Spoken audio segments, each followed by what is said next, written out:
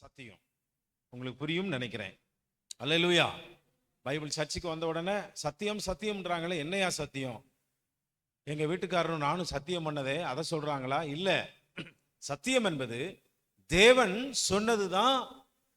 அவர் சொன்ன உண்மைகளும் அவரை குறித்துதான வசனங்களும் நாம் செயல்படுத்த வேண்டியது. அவர் சத்தியமாய் சொன்னதுதான் சத்திய வசனம். இதுக்கு பேர் என்ன பேரு சொல்லுங்க? சத்திய வசனம். இந்த சத்திய வசனத்தின்படி செய்தால்தான் நித்திய வாசகர்களாக நம்ம மாற முடியும். சரி, நாம் இன்றைக்கு பலிகளினுடைய அந்த வாசனையை பற்றி நாம் பார்ப்போம். பலிகளின் வாசனை. சொல்லுங்க, பலிகளின் வாசனை. இந்த பலிகளின் வாசனை என்பது வேதாகமத்தில் நிறைய இருக்கு. ஆனால் அதற்கு ஆதாரமாக முக்கியமா சொல்லணும் அப்படின்னா சில வசனங்களை வைத்துதான் நாம் படிக்க முடியும். நாம் இப்பொழுது நம்ம பார்ப்போம். பைபிள்ல பெரிய பலிகள், சிறிய பலிகள் அப்படி எல்லாம் இருக்கு. சொல்லுங்க, பெரிய பலிகள், சிறிய பலிகள். பெரிய பலிகள் 5, சிறிய பலிகள் 5. ஆமென். இப்போ லைவ் ஓடுதாமா? போயிட்டு இருக்குல்ல? ரைட். சொல்லுங்க, பெரிய பலிகள் 5, சிறிய பலிகள் 5. பெரிய பலிகள் அப்படின்னா நம்ம எல்லாருக்குமே தெரியும், சர்வாங்க தகன பலி. இதுக்கு என்ன அர்த்தம்? நீதி செய்தல். சொல்லுங்க, சர்வாங்க தகன பலி அப்படின்னா என்ன சொல்லுது? சர்வாங்க தகன பலினாலே நம்ம வாழ்க்கையில நீதியை கர்த்தர் எதிர்பார்க்கிறார். அடுத்து பெரிய பலியில பாவ நிவாரண பலி அப்படின்னா ஆண்டவர் எதை பார்க்கறனா, நம்ம ஜென்ம பாவத்தை போக்குகிற பலி. இனிமே ஜென்ம சுபாவம் நமக்குள்ள வரக்கூடாது என்பதை உறுதிப்படுத்தி நம்மளை எச்சரிக்கிறதா என்ன பலி? பாவ நிவாரண பலி. மூன்றாவது குற்ற நிவாரண பலி. இந்த குற்ற நிவாரண பலினா என்ன அர்த்தம்னா, கர்ம பாவம் அப்படின்னா தலைமுறையா இருக்கிற பாவம் தான் என்ன பாவம்? கர்ம பாவம். என்ன பாவம்? கர்ம பாவம். இந்த கர்மத்தை தொலைக்கணுமே அப்படிம்பாங்கள்ல. இது என்னன்னா, உங்க தாத்தா, அவருக்கு தாத்தா, அவருக்கு முன்னோர்கள் செய்த பாவம் இந்த வம்சவெளியை விடவே விடாது. அவன் செஞ்ச பாவத்தை அதை போக்குறதுக்கு வழியே இல்லை. அதுக்குத்தான் பைபிள்ல ஒருத்தனும் பைபிள்ல குற்ற நிவாரண பலி. என்ன பலி? குற்ற நிவாரண பலி. இந்த பலியை பழைய ஏற்பாடுகள்ல செஞ்சா என்ன கர்ம பாவம் அப்படின்னா, மரணத்தை வருவிக்கக்கூடிய பாவத்தை எல்லாம் போக்குகிற பலிதான் இந்த பலி. என்ன பலி? குற்ற நிவாரண பலி. அடுத்து சமாதான பலி. சமாதான பலி. இந்த சமாதான பலிக்குனா என்ன அர்த்தம்? ஒப்புரவாகுதல். இந்த சமாதான பலினா என்ன அர்த்தம்? ஒப்புரவாகுதல். நீ தேவனோடு ஒப்புரவாகணும், மனிதர்களோடு ஒப்புரவாகணும், நீ யாவரோடு சமாதானமாகணும், நீ யாவரோடு ஒருமித்து கடவுளை போல இருக்கணும். இந்த பலியை செலுத்தினால் தேவனோடு கூட நீ ஒப்புரவாக முடியும், மற்றவர்களோடு நீ ஒப்புரவாக முடியும். எந்த பலி செலுத்தினா? சமாதான பலி. கடைசியாக 5வது பலி போஜன பலி. சொல்லுங்க, போஜன பலி. இந்த போஜன பலியை செலுத்தினா நினைவு கூறுதலை உண்டாக்கும். நீ உன் வேலை செஞ்சதுல, விளைஞ்சதுல, நீ சம்பாத்தியம் பண்ணதுல, உன் வயலினுடைய விளைந்த முதற் பலனை நீ கொண்டு வந்து கர்த்தருக்கு செலுத்தும் பொழுது உன்னை ஆண்டவர் நினைச்சுக்கிருவார். உங்களை ஆண்டவர் நினைச்சுக்கிருவார். அடுத்து உன்னை நினைச்சு, உன் காணிக்கையை நினைச்சு, உன் குடும்பத்தை நினைச்சு, உன் பிள்ளைகளை நினைச்சு அவர் இரக்கம் பண்ணுவதற்கு எந்த பலி? கஷ்டமா இருக்குன்னு நினைக்கிறேன். இதெல்லாம் கேட்கும்போது கஷ்டமா இருக்கு. எத்தனை பேர் கஷ்டமா இருக்கிறவங்களாம் ஒரு அல்லேலூயா சொல்லுங்க பார்ப்போம். இல்லை, நான் ரொம்ப சந்தோஷமாகவே இருக்கிறேன்றவங்க மட்டும் ஒரு அல்லேலூயா சொல்லுங்க. ஆமென். 5 பலிகளை பத்தி நான் உங்களுக்கு சொன்னேன். ஒவ்வொரு முறையும் பலியின் வாசனை மாறிக்கொண்டே இருக்கும். இந்த வாசனையுடைய மகத்துவம் தேவன் மாத்திரம்தான் நுகர்ந்து கொள்வார். அல்லேலூயா. அந்த பலியினுடைய நுகர்ந்துதல் உங்க வாழ்க்கையினுடைய மாறுதலுக்கு அடையாளம். நம்ம வாழ்க்கையில பலி செலுத்த செலுத்த நம்ம ஜீவியத்தை கர்த்தர் மாற்றிக்கொண்டே வருவார். நம்முடைய வாழ்க்கையை மாற்றிக்கொண்டே வருவார். எல்லாவற்றையும் மாற்றுகிறவர். ஆமென். மாறாத அனைவற்றையும் இந்த பலிகளால் கர்த்தர் உங்க வாழ்க்கையவே மாற்ற முடியும். அல்லேலூயா சொல்லுங்க. நம்முடைய வாழ்க்கையினுடைய ஒவ்வொரு பகுதியையும் கண்காணித்துக் கொண்டிருக்கிறவர் நம்முடைய ஆண்டவர். சொல்லுங்க. நம்முடைய வாழ்க்கையை ஒவ்வொரு பகுதியையும் கண்காணித்துக் கொண்டிருக்கிறவர். அவர் கண்காணிக்கலனா நம்ம வாழ்க்கையில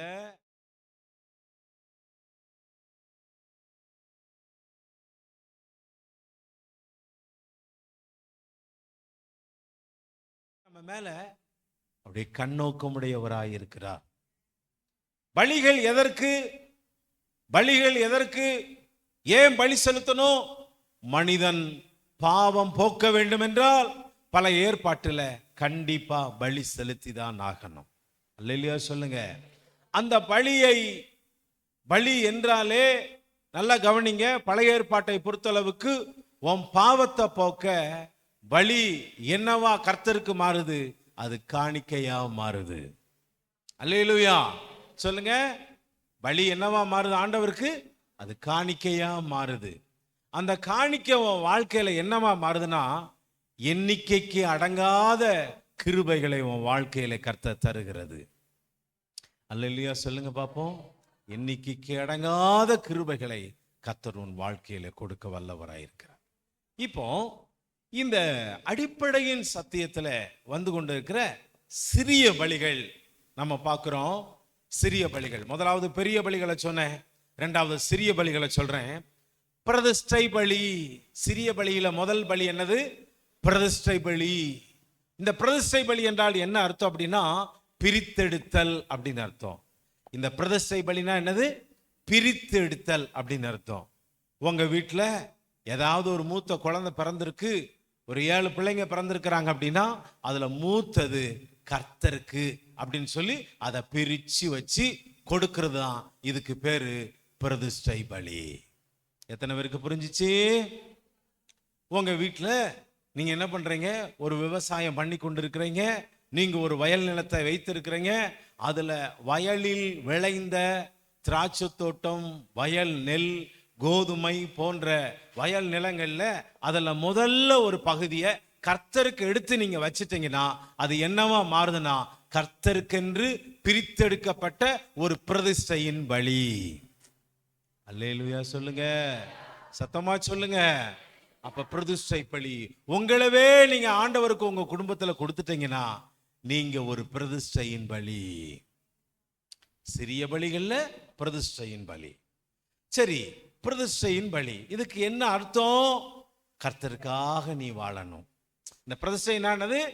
நான் பிரித்தெடுக்கப்பட்டவன், நான் பிரித்தெடுக்கப்பட்டவள்.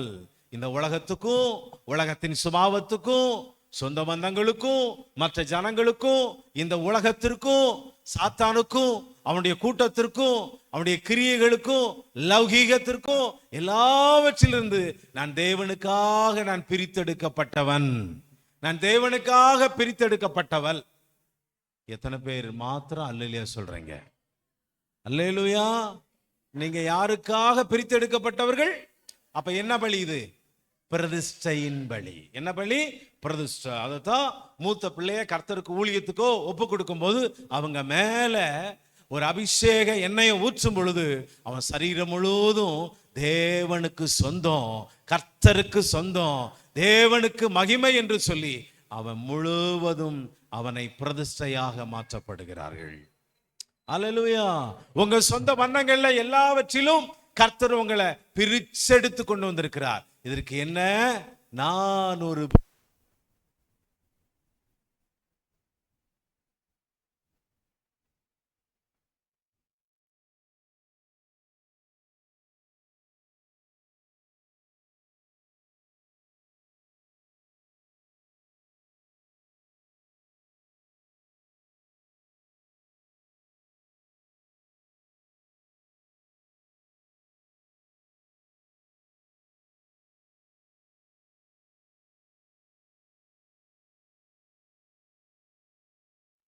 தேவனுக்கு பிடித்தமில்லாத ஒவ்வொரு விஷயத்திலிருந்தும் அவருக்கு பிடித்ததை செய்வதுதான் பிரதிஷ்டையின் பலி. அல்லேலூயா சொல்லுங்க பார்ப்போம். இரண்டாவது சுத்திகரிப்பு பலி. சிறிய பலியில இரண்டாவது பலி சுத்திகரிப்பின் பலி.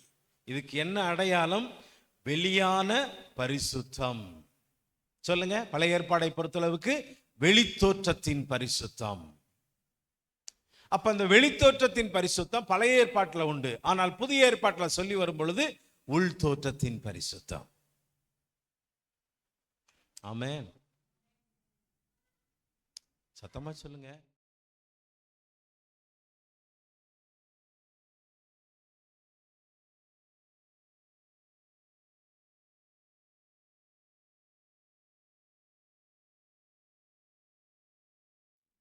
இங்க என்ன படிக்கிறோம்? முதலாவது சிறிய பலியில என்ன பலி சொன்னேன்? இரண்டாவது பலியில என்ன சொன்னேன்? சுத்திகரிப்பின் பலி. பழைய ஏற்பாட்டை பொறுத்தளவுக்கு நாம் கடவுளை, கர்த்தரை, இயேசு கிறிஸ்துவை, பிதாவாகிய தேவனை சந்திக்க போனோம்னா சுத்திகரிக்கப்பட சரீரத்தில் கையும் காலும் சுத்திகரிக்கப்பட்டு நாம் தேவனை சந்திக்க போவோம். இதுக்கு பேர் என்ன பலி? சுத்திகரிப்பின் பலி. அப்போ சரீரத்தின் சுத்திகரிப்பு பழைய ஏற்பாடு. புதிய ஏற்பாடை பொறுத்தளவுக்கு ஆவி, ஆத்துமா, உள்ளான மனுஷன் பூரணமான ஒரு சுத்திகரிப்பு நிலையில் இருக்க வேண்டும். அல்லேலூயா.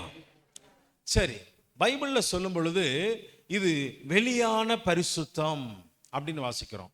இந்த இரண்டாவது பலியில சுத்திகரிப்பு பலியில என்னது? வெளியான பரிசுத்தம். இங்க பாருங்க, எல்லாரும் கவனிங்க. உள்ளுக்குள்ள நீங்க பரிசுத்தமா இருக்கிறீங்க, வெளி தோற்றத்துல நீங்க எப்படித்தான் இருக்கணும்? பரிசுத்தமா இருக்கணும். உங்களை பார்த்தாலே எப்படின்னு சொல்லணும்? பரிசுத்தவாட்டி இந்த அக்கா, இந்த அண்ணே பரிசுத்தவான், அப்படித்தானே? இந்த அக்கா நல்லா களவான்ட்டு வருவாங்க, இந்த அண்ணே எந்த கடைக்கு போனாலும் அழகா களவான்ட்டு வந்துருவாங்க, திருடிட்டு வந்துருவாங்க அப்படின்னு சொல்றது பரிசுத்தமா? எது பரிசுத்தம்? வெளி தோற்றத்துல நீ ஒரு பலியாய் மாறி இருக்கிறையா அப்படின்னா வெளியான பரிசுத்தம். உங்களை பார்க்கும் போதே தெரியணும், இவர் உண்மையான மனுஷன், மனுஷி. மூன்றாவது தீட்டு கழிக்கும் பலி. மூன்றாவது சிறிய பலியில தீட்டு கழிக்கும் பலி. இந்த தீட்டு கழிக்கும் பலி எதை குறிக்கிறது? உள்ளான பரிசுத்தத்தை காண்பிக்கும். உள்ளான பரிசுத்தத்தை நம்முடைய வாழ்க்கையிலே தருகிறது. பழைய ஏற்பாட்டில் இந்த பலிகள் எல்லாம் ஆசாரியர்கள் செலுத்தும் பொழுது ஒவ்வொரு மனுஷனும் உள்ளான பரிசுத்தம். என்ன பலி? கிரேஸ் என்னம்மா சொல்றீங்க? தீட்டு கழிக்கும் பலி. சரி, ஆம்பளை பிள்ளைய பெற்றா எத்தனை நாள் சுத்திகரிக்கப்படணும்? பெண் பிள்ளைகளை பெற்றால் எத்தனை நாள் சுத்திகரிக்கப்பட்டு நாம் தேவனுடைய ஆலயத்துக்கு போக வேண்டும் என்று பழைய ஏற்பாட்டிலே நிபந்தனைகள் உண்டு.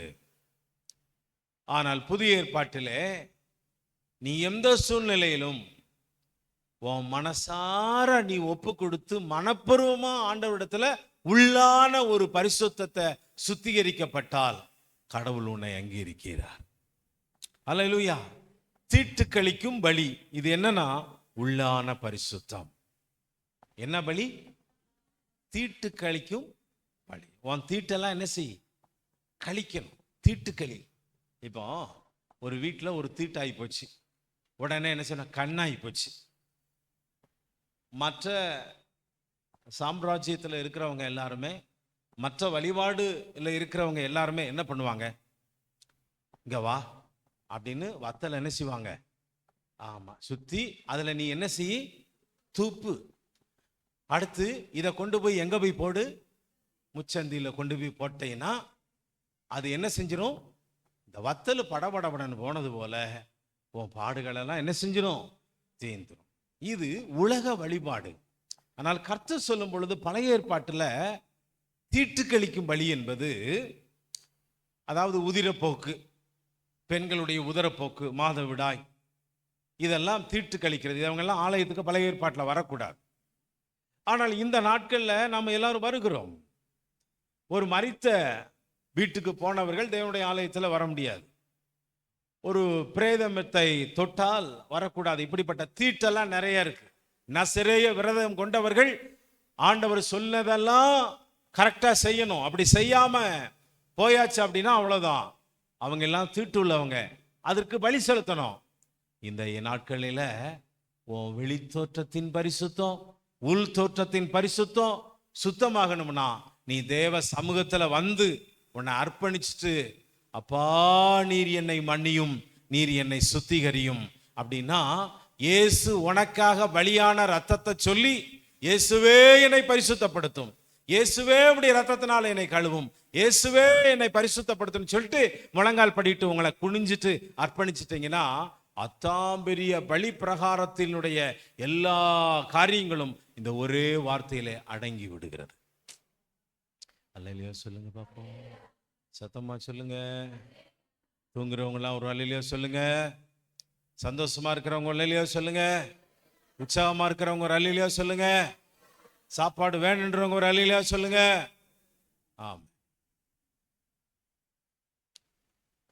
ஒரு சர்ச்சில் எப்போதுமே அவங்க சர்ச்சில் பிரியாணி போடுவாங்களாம். எப்போதுமே சர்ச்சு முடிஞ்ச உடனே பிரியாணி போடுவாங்களாம். அப்போ பிரியாணி போட்டு ஒவ்வொரு வாரமும் பிரியாணி.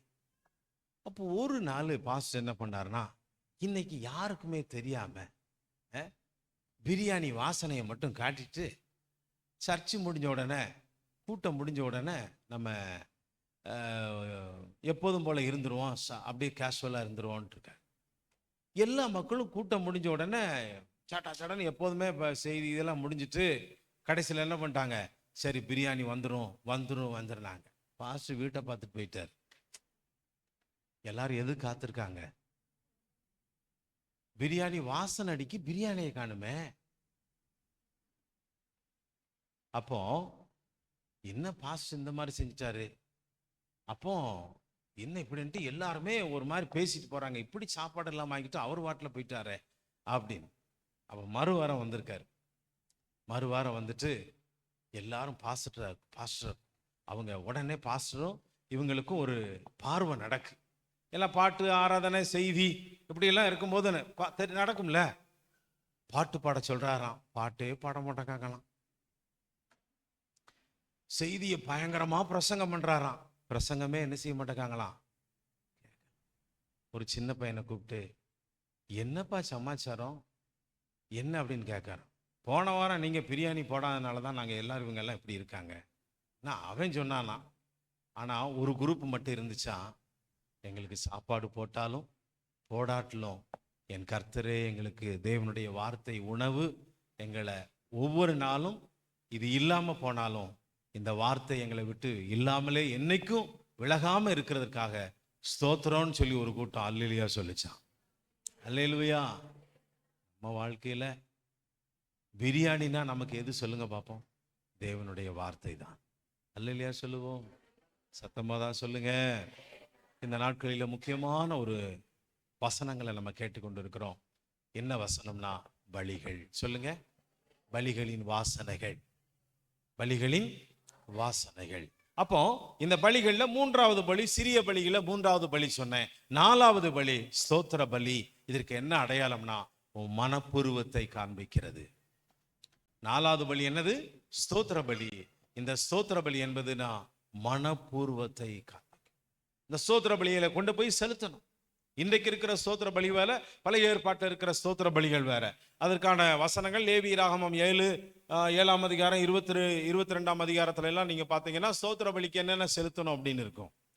ஆனால் இன்றைக்கு அத்தனை பலிக்கும் ஈக்குவலாக சொல்லுங்க சத்தமா, ஆண்டவரே என்ன வந்தாலும் ஸ்தோத்திரம், என் வாழ்க்கையில எது வந்தாலும் ஸ்தோத்திரம், எனக்கு லாபமானாலும் ஸ்தோத்திரம், நஷ்டமானாலும் ஸ்தோத்திரம், மந்தையிலே ஆடுகள் இருந்தாலும் ஸ்தோத்திரம், இல்லாமல் போனாலும் ஸ்தோத்திரம். அல்லேலூயா. சத்தமா சொல்லுங்க. வீட்டில் போய் சர்ச்சை முடிச்சுட்டு வீட்டில் நான் போய் சாப்பாடை ஆக்கிட்டு வச்ச சாப்பாடு இல்லாம போனாலும் ஆத்திரம். ஸ்தோத்திரம் எப்பொழுதும் நம்முடைய வாழ்க்கையில வரணும். சொல்லுங்க, இது என்ன பலி? ஸ்தோத்திர பலி. இந்த ஸ்தோத்திர பலிக்கு என்ன சொன்னேன் அர்த்தம்? மனப்பூர்வம். உன் வாழ்க்கையில கர்த்தருக்கு நீ ஸ்தோத்திர பலி ஆண்டவரேன்னு சொல்லிட்டீங்கன்னா உன் மனப்பூர்வத்தை கர்த்தர் மேல இருந்து பார்க்கிறார், உன் பூரணத்தை பார்க்கிறார், உன் மனசை பார்க்கிறார், உன் உள்ளத்தை பார்த்து உண்மையாலுமே இவள் எனக்கு ஸ்தோத்திரம் சொல்லும் பொழுது மனப்பூர்வமாய் சொல்கிறாளா? எந்த சூழ்நிலையும் சொல்வதுதான் ஸ்தோத்திர பலி. சொல்லுங்க, எந்த சூழ்நிலையிலும், எந்த சூழ்நிலையிலும் சொல்லணும். வீட்டில் அரிசி இல்லையா, என்ன சொல்லணும்? சாப்பாடு இல்லையா, பணம் இல்லையா, சத்தமா சொல்லுங்க. காலேஜுக்கு ஸ்கூல் இன்னைக்கு கட்டல, பெற்றோர்கள் கட்ட முடியாது அப்படின்ட்டாங்க. பிள்ளைங்க, நம்ம பிள்ளைங்க சோத்திரமா சொல்லும் நினைச்சீங்க? அப்படி ஒண்ணு நான் போறதுக்கு நான் அவசியம் கிடையாது, அப்படி அவசியம் இல்லை. நம்ம பிள்ளைகளை ஆவிக்குரிய ஜீவியத்தில் வளர்க்கணும். நம்ம பிள்ளைகள் ஆவிக்குரிய விஷயத்துல ஸ்தோத்திர பலியில வளரணும். எதுல வளரணும்? ஸ்தோத்திர பலினால என்ன சொன்னேன்? உன் மனப்பூர்வம். உனக்குள்ள ஒரு மனசு ஆண்டவருக்கு முன்னாடி பூரணமா மாறுகிறதா ஸ்தோத்திர பலி. உன் மனசு ஆண்டவருக்கு முன்னாடி பூரணமா இருக்கா? ஸ்தோத்திர பலி, மனப்பூர்வம். ஐந்தாவது சிறிய பலியில உற்சாக பலி. சொல்லுங்க, ஐந்தாவது உற்சாக பலி. இந்த உற்சாக பலியில இதுக்கு என்ன அர்த்தம்? பொருத்தனைகள். உற்சாக பலிக்கு என்ன அர்த்தம்? பொருத்தனைகள். உங்களுக்கு ஏதாவது கிடைக்கலையா, இல்லை ஏதாவது ஒன்று நடக்கலையா, இல்லை ஏதாவது கர்த்தர் செய்யணுமா, இல்லை குயிக்கா செய்யணுமா, ஃபாஸ்டா செய்யணுமா, ஏதாவது கர்த்தர் சீக்கிரமான ஒரு காரியத்தை நிவர்த்தி பண்ணணுமா? பொருத்தனை. இது என்னையா பொருத்தனை? ஒண்ணுமே புரியலையே. நான் இத்தனை நாள் ஃபாஸ்டிங் இருப்பேன், இத்தனை வேளையில நான் உபவாசம் இருந்து ஜெபம் பண்ணுவேன். எதுக்காக? நீங்க கேட்டுக்கொண்டு உங்க வாழ்க்கையில நிறைவேறுகிற காரியத்துக்காக தேவ சமூகத்துல என்ன பலி? பொருத்தனை. அதுக்கு என்ன பலி? உற்சாக பலி.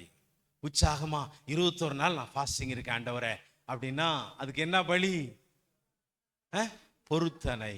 உற்சாக பலி, பொருத்தனை. இல்ல ஆண்டவரே, நான் இவ்வளவு வேலையில கிடைச்சுன்னா இவ்வளவு நான் என்ன பண்றேன், இது தசமமாகும்ல, காணிக்க இல்லை, இது உற்சாக பலி, நான் இவ்வளவு எக்ஸ்ட்ரா எடுத்து நான் இந்த ஊழியத்துக்காக கொடுக்கிறேன். இது ஒன்று. உபவாசம். அடுத்து, ஆண்டவரே நான் இவ்வளவு மணி நேரம் நான் அவங்க சமூகத்துல இந்த காரியம் நடக்க நான் நேர் முழங்காலே நான் 1 மணி நேரம், ஒரு நாளைக்கு 1 மணி நேரம் நிற்கும், 21 நாள் நான் நின்று ஜெபம் பண்றேன். இதுக்கும் பேர் என்னது? உற்சாக பொருத்தனை பலி. புரியுதா உங்களுக்கு? எத்தனை பேருக்கு புரியுது? எல்லாம் செஞ்சிருக்கீங்களா? இதெல்லாம் செய்யணுமா, செய்ய போறோமா, செய்யலான்னு பார்க்கலாமா? செஞ்சவங்களாம் ஒரு அல்லையில சொல்லுங்க. நான்லாம் பைபிள் காலேஜ் படிக்கும்போது ஆண்டவரே 3 வேளை சாப்பாடு போடுவாங்க.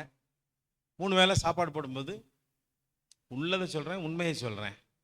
ஆண்டவரே ஃபியூச்சர் நான் ஊழியத்து ஸ்தலத்துக்கு போகும்போது என்ன, எப்படி ஊழியம் எப்படி இருக்க போது, எப்படி ஆரம்பிக்க போறேன் என்னங்கிறது எனக்கு தெரியாது. ஆனா என் எதிர்கால ஃபியூச்சர் ஊழியத்துல நல்ல உபதேசத்தை சொல்லுகிற, நல்ல சத்தியத்தை சொல்லுகிற ஒரு ஊழியக்காரனா நான் மாறணும். நல்ல ஒரு சபையில ஒரு நல்ல போதிக்கணும், ஒரு போதகனா உண்மையா இருக்கணும், ஸ்டாண்டர்டா இருக்கணும். அப்படிங்கிறதுக்காக வேண்டி வேதாகம கல்லூரியில் படிக்கும்போது எல்லாரும் மீன் குழம்பு சாப்பிடுவாங்க, எல்லாரும் கறி குழம்பு சாப்பிடுவாங்க. நான் அந்த வருஷங்கள் எல்லாம் ஒரு வேளை இருந்து மேலறையில் போய் முழங்காலில் நின்று 1 மணி நேரம் ஜெபம் பண்ணுவேன். அப்படி ஜெபம் பண்ணி அந்த கிருபையில் அந்த பொருத்தனை வழி செலுத்ததுனால இன்றைக்கு இருக்கிற ஊழியத்தில் உபதேசத்திலே நிலைச்சு நின்று ஊழியம் செய்ய கர்த்தருடைய ஆவியானவர் நான் பலப்படுத்தி இருக்கிறார். அல்லேலூயா சொல்லுங்க பாப்போம். பொருத்தனைகள் என்பது நன்மைக்கா தீமைக்கானா? நன்மைக்கு. அல்லேலூயா. உங்க வாழ்க்கையில் அதான் சொன்னேன், ஆண்டவரே எனக்கு இது தேவை, நான் இதை செய்ய போறேன், அதில் நான் செய்யலாமானது அந்த வழிமுறைகளை நான் உங்களுக்கு சொல்றேன். ஆண்டவரே நான் அதிகாலையில் ஒரு 100 நாள் உங்க பாதத்தில் நான் ஜெபிச்சுக்கிட்டே இருக்கிறேன். ஆண்டவரே மாலை வேளையில் இவ்வளவு நேரம் நான் ஜெபம் பண்றேன். மத்தியானத்துல நான் இவ்வளவு மணி நேரம் எடுத்துக்கிறேன், இதெல்லாம் பொருத்தன உற்சாக பலி. சொல்லுங்க, இதுக்கெல்லாம் எங்கேயா வசனம் இருக்கு அப்படின்னா, வசனத்தை சொல்லி கடகட கடகட கடகட எழுதணும் நீங்க. இப்போ இதெல்லாம் உங்களுக்கு சொல்லிட்டேன். முதலாவது சொல்லுங்க பாப்போம், பெரிய பலிகள் என்ன பலி? சர்வாங்க தகன பலி. இதுக்கு என்ன அர்த்தம்? நீதியாய், நீதி உள்ள தேவனை தரிசிக்க நீ நீதிமானாய், நீதி உள்ளவனாய் மாறணும். அல்லேலூயா. பாவ நிவாரண பலி அப்படின்னா உன் ஜென்ம சுபாவத்தை போக்குகிற பலி. இதுக்கு பேர் தான் என்ன பலி? பாவ நிவாரண பலி. உன் ஜென்மத்துல உன் ஜென்ம பாவம், உன் ஜென்மத்துல விட்டு, உன் ஜென்மத்தை விட்டு போகக்கூடாத பாவத்தை எல்லாம் போக்குற பலி, உன் ஜென்ம சுபாவத்தை மாத்துற பலி. எத்தனை பேருக்கு ஜென்ம சுபாவம் இருக்கு? வாய் பேசுவியா, வாய் பேசுவியா அப்படின்னா அப்பா அம்மா அடிப்பாங்க செவுட்டுல. ஒரு குறிப்பிட்ட வயசுல வாய் பேசுவியாடா, அம்மா பேச மாட்டேன், அப்பா பேச மாட்டேன். அதே ஒரு 15 வயசு ஆகும்போது வாய் பேசுவியாடான்னு செவுட்டுல அடிச்சோம்னா கடிச்சே வச்சிருவா, கடிச்சு வச்சிருவான். அதுக்கடுத்து ஒரு ஸ்டேஜ் இருக்கு, 30 வயசு ஆச்சு, வாய் பேசுவையா, வாய் பேசுவேனா, யாருட்டெல்லாம் வந்து அரட்டிக்கிட்டு இருக்க. அது ஒரு வயசு. அதுக்கடுத்து ஒரு வயசு இருக்கு, 50 வயசுலயும் பெற்றோர்கள் உபதேசம் பண்ணுவாங்க, ஏய் என்னடா நிச்சயம் உனக்கு திருமணம் ஆகி இவ்வளவு நாள் ஆச்சு, ஒழுக்கமா இருக்க மாட்டேங்க, பேலட்டு பயல அங்கிட்டு போட. ஆனா ஒன்று சொல்றேன், இந்த பிரமாணங்களில சரியா இருக்கிற மனுஷன் முதுமை வரைக்கும் அவன் அப்பா அம்மா பேச்ச கேட்பான், அவன் ஊழியக்காரன் பேச்ச கேட்பான். அவன் ஆவிக்குரிய சத்தியத்துல வளர்ந்ததுனால முதுமை வரைக்கும் இந்த உபதேசம் அவனுக்குள்ள இருந்தா அவன் கடைசி வரைக்கும் ஒபே பண்ணுவான், கடைசி வரைக்கும் அவன் உண்மையா இருப்பான். அதுதான் உபதேசத்தினுடைய வளர்ப்பு. சத்தம் சொல்லி ஒரு அல்லேலூயா சொல்லுவோம். சத்தமா ஒரு அல்லேலூயா சொல்லுங்க. ஆமென். உபதேசம் பலி, குற்ற நிவாரண பலி சொன்னேன், பெரிய பலியில இது கர்ம பாவத்தை போக்குறது. என்ன பாவம்? கர்ம பாவத்தை போக்குறது. கர்மம்னா என்ன? மரணம். கர்மம்னா என்னது? தாத்தா காலங்கள் பூர்வீக காலத்துல மன்னிக்க முடியாத பாவத்துல பாத்தீங்கன்னா கை கால் வராம, வாய் பேசாம, கண்ணு தெரியாம, அப்படி என்னமோ இருக்கும் சந்ததி. இல்ல, அதுக்கு ஒரு பரிகாரம் உண்டு. இயேசு அதிலிருந்து உன் வாழ்க்கையை மாற்றுவதற்கு வந்து விட்டார். கர்ம பாவம். அடுத்து சமாதான பலி, ஒப்புரவாகுதல். அடுத்து ஒரு பாவத்தை சொன்னேன், போஜன பலி. என்ன பலி? இதுக்கு நினைவு கூறுதல். உன்னை நீ ஆண்டவர் சமூகத்துல உன்னை நினைக்கிறதுக்கு அவர் நினைவு கூறுகிற பலியாகி மாற்று. இப்படி நிறைய பலிகளை குறித்து சொல்லப்பட்டாலும் இந்த பலிகள் எல்லாம் எங்க பண்ணப்படும் அப்படின்னா, தம்பி அதை போட்டுப்பா, பலிபீடத்துல. இந்த பலிகள் எல்லாம் எங்கே செலுத்தப்படும்? பலிபீடத்துல. இந்த இத்தனையும் நான் உங்களுக்கு சொன்னதெல்லாம் பலிபீடத்திலே.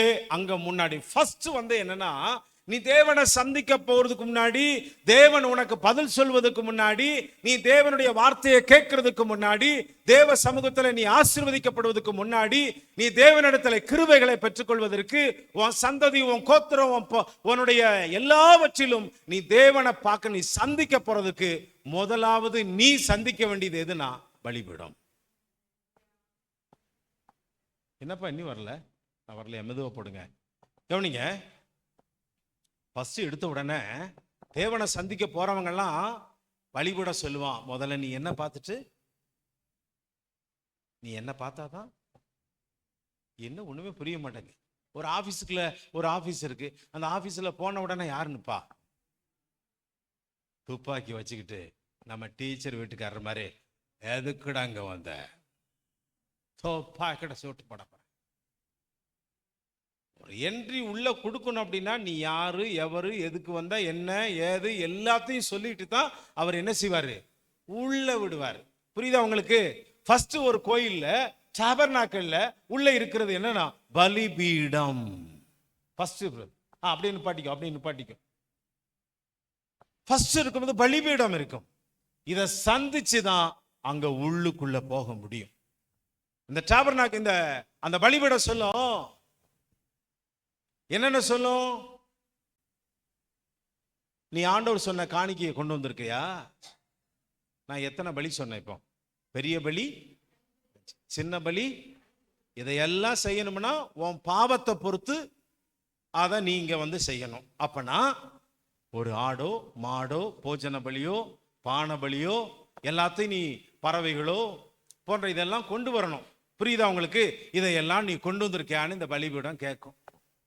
ஆசாரியன் கேட்பான், இதெல்லாம் ரெடியா இருக்கா? ரெடியா இருக்கு. முதல்ல நீ ஆயத்தமா பாவ மன்னிப்பு கேட்க? நான் ஆயத்தம். அப்ப பலிபீடத்துல போய் நீ கொண்டு வந்த காணிக்கையை கெட்டு அவன அந்த பலிபீடத்தின் கொம்புகள், அந்த பலிபீடத்தின் கொம்பு படுப்பா. தம்பி போய் முன்னாடி வா.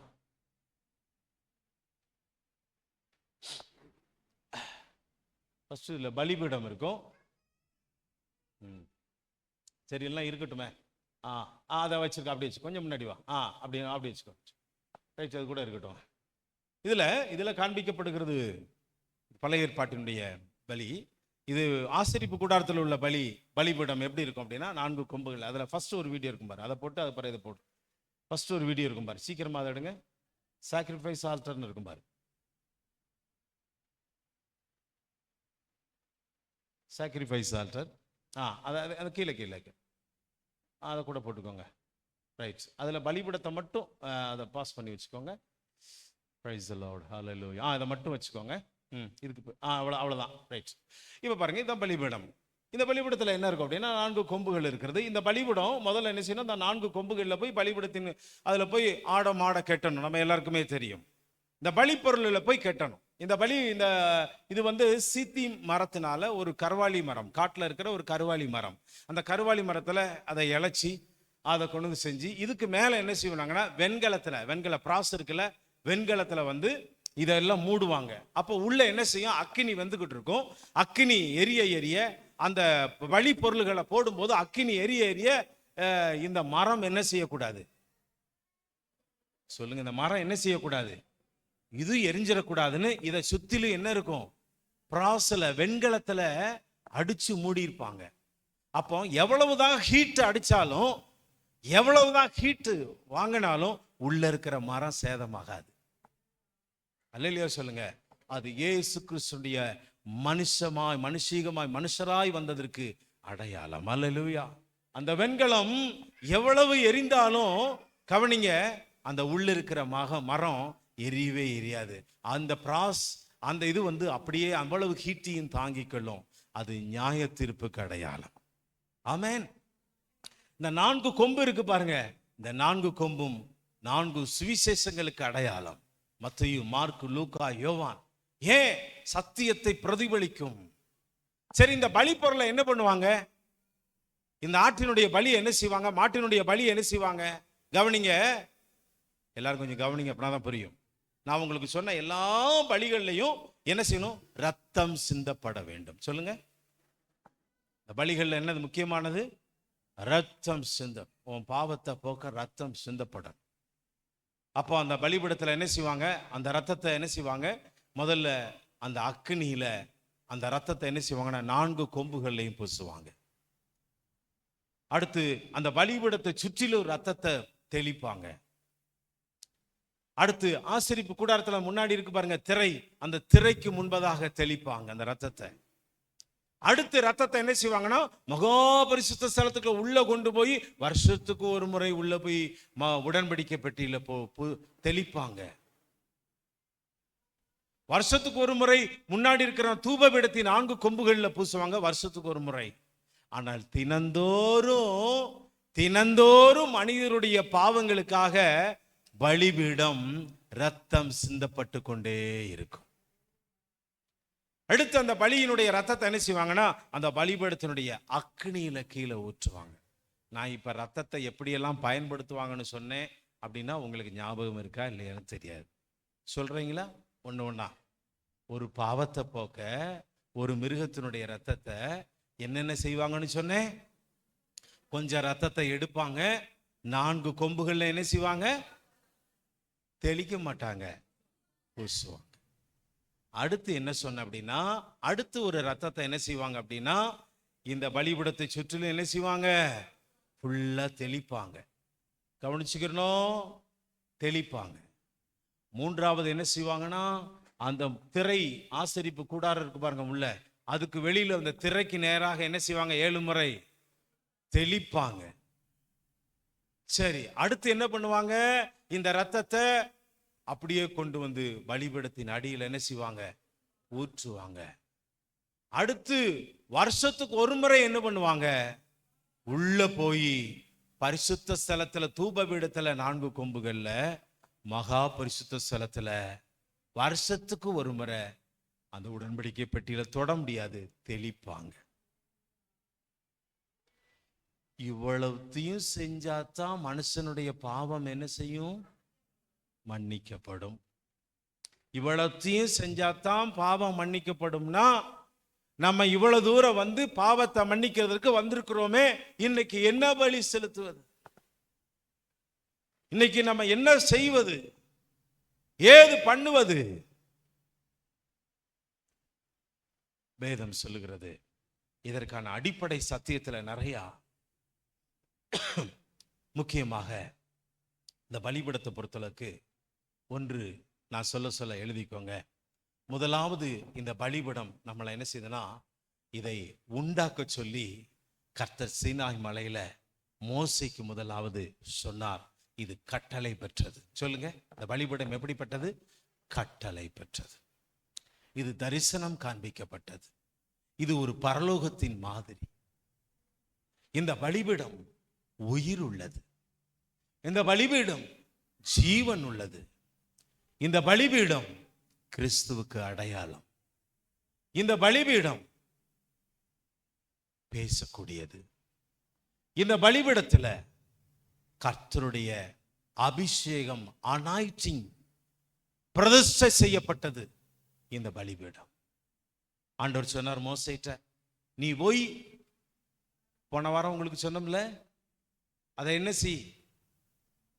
அந்த அபிஷேகம் என்ன எடுத்து பலிபீடத்தின் மேல நீ என்ன செய்? தொட்டு வச்சு அபிஷேகம் பண்ணு. இது அபிஷேகம் பண்ணப்பட்டது. இது ஒரு ஆர்டினேஷன் பண்ணப்பட்டது. அல்லேலூயா சொல்லுங்க. சும்மா ஏதோ உங்களை பார்க்கறதுக்கு 4 பலகையை செதுக்கி கொம்பு வச்சுட்டு ஏதோ பண்றது இல்லை. தேவ சித்தம் நிறைவேற உண்டாக்கப்பட்டது. தேவனுடைய நோக்கத்துக்காக உண்டாக்கப்பட்டது. தேவனுடைய மகிமைக்காக ஏற்படுத்தப்பட்டது. தேவனுடைய சித்தத்தை நிறைவேற்றுவதற்கு ஏற்படுத்தப்பட்டது. இது சொல்லும், நீ என்ன தாண்டி பரிசுத்த ஸ்தலத்துக்கோ மகா பரிசுத்தலத்துக்கோ உன்னால் என்ன செய்ய முடியாது? போக முடியாது. தேவன் யார்? தேவன் எப்படிப்பட்டவர்? தேவனுடைய நோக்கம் என்ன? அவர் உனக்காக என்ன செய்ய வந்தார்? என்ன செய்ய போகிறார்? உனக்கு என்ன வேணும்? அப்படிங்கிறத எல்லாத்தையும் இங்க வந்து நிற்கும் போது இந்த பலிபீடத்திலிருந்து ஆசாரியன் பேசுவாரு. இன்னென்ன நீ செஞ்சீனா இன்னென்ன உனக்கு நடக்கும். இன்ன நீ செஞ்சீனா இன்னென்ன உன் வாழ்க்கையில எல்லாம் நடக்கும். அல்லேலூயா சொல்லுங்க. நமக்கு எல்லாமே நடக்கணும்னு எத்தனை பேர் ஆசைப்படுறீங்க? Praise the Lord. C major. எல்லாம் இயேசுவே. Praise the Lord.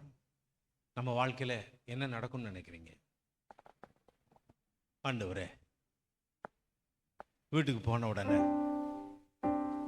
ஒரு 1 லட்சம் ரூபாய் கேட்டு என் கட்டிலுக்கு மேல கிடக்கணும். கிடந்துச்சுன்னா இதை போல வேறு தேவன் இல்லை என்று நான் முழங்கால் படியிட்டு உம்மை வணங்குவேன். அப்படி யாரும் உண்டா?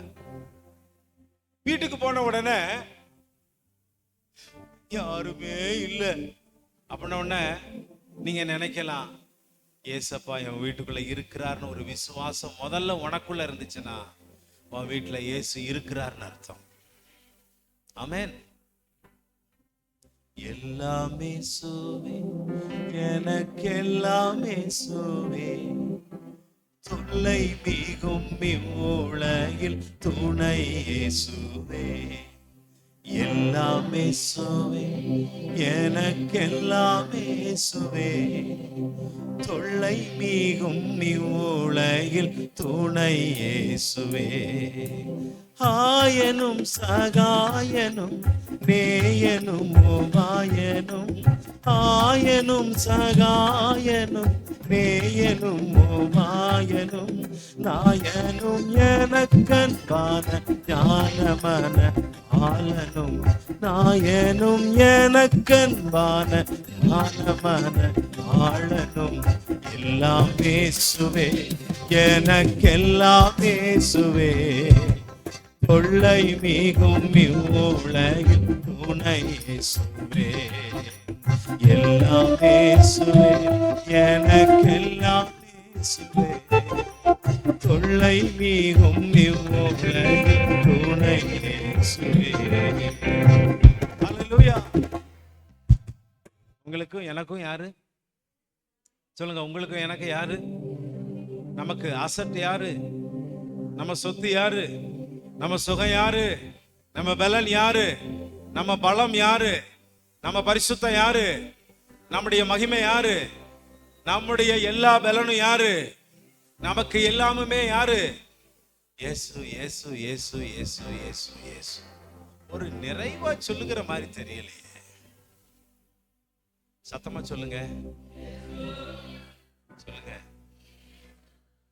எல்லாமே இயேசுவே, எனக்கெல்லாமே இயேசுவே, தொல்லை மிகும் இவ்வுலகில் துணை இயேசுவே. நான் மியூசிக் சொல்லி கொடுக்கும்போது பாட்டு இதைத்தான் சொல்லி கொடுப்பேன். நான் மியூசிக் சொல்லி கொடுக்கும்போது பாட்டு இதுவரைக்கும் எல்லாருக்கும் சொல்லி கொடுத்த பாட்டு இந்த எல்லாமே. என் குருநாதர் சொல்லி கொடுக்கும் போது அந்த பாட்டை தான் சொல்லி கொடுத்தார். அப்ப நானும் ஆயிரக்கணக்கான பேருக்கு சொல்லி கொடுத்துருக்கேன் ஆண்டவர் கிருபையில். ஆனாலும் அந்த முதல் பாட்டு என்ன பாட்டுதான்? ஃபர்ஸ்ட் யார் தான்? இயேசு தான். அல்லேலூயா, ஆமென். அப்போ இங்கே நம்ம படிக்கிறோம், முதலாவது இந்த பலிகள் எல்லாம் செலுத்தும் பொழுது, இந்த பலிபீடத்தை குறித்து சொல்லும் பொழுது, பலிபீடத்தை உண்டாக்கப்பட வேண்டும். இப்ப நான் சொல்றேன் உங்களுக்கு, உங்க வாழ்க்கையில என் வாழ்க்கையில இந்த பலிபீடத்தை பார்த்து ஒரு சத்தியம் நமக்குள்ள வருது அப்படின்னா, முதல்ல உன்னை தேவனுக்கு முன்பதாக நீ உன்னை பலிபீடத்தை போல ஒவ்வொரு நாளும் நீ உண்டாக்கு.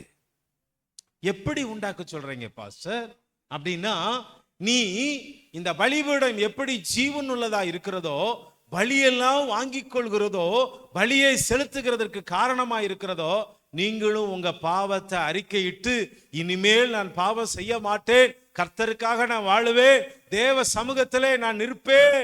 அப்படித்தானே? இந்த பலிபீடம் எங்க ஆண்டவர் வைக்க சொல்றாரோ அங்கதான் இருக்கும். சத்தமா ஒரு அலையிலே சொல்லுங்க. இந்த பலிபீடம் ஆண்டவர் வைக்க சொன்ன இடத்துல தான் நிற்கும். ஆண்டவர் எங்க மோசஸ் சொன்னாரோ அந்த இடத்துல தான் இருந்துச்சு. இந்த சபையில எத்தனை பேர் பலிபீடமா கடைசி வரைக்கும் இருக்குன்னு ஆசைப்படுறீங்க? உட்கார்ந்த இடத்தை விட்டு அசையக்கூடாது. அல்லேலூயா. என்ன சத்தத்தை வைக்க? நீ பலிபீடமா இருந்து அநேக பேருக்கு முன்மாதிரியா இருக்கணும். ஆனா இந்த ஸ்தானத்தை மாற்றக்கூடாது, உபதேசத்தை மாற்றக்கூடாது, உன் ஜீவியத்தை மாற்றக்கூடாது. கர்த்தர் சொன்ன பிரகாரம் நடக்கிறது சொல்லுகிறது தான் இந்த பலிபீடம். அல்லேலூயா சொல்லுங்க. 12 கோத்திரமும் 12 கோத்திரத்தினுடைய ஆசாரியத்துவமும் இங்கதான் பாவ மன்னிப்புக்கு வரணும். சொல்லுங்க, இங்கதான் என்ன செய்யணும்? பாவ மன்னிப்புக்கு வரணும். இது யாருக்கு அடையாளம்? கிறிஸ்து இயேசு இவர்கிட்ட தான் வரணும்.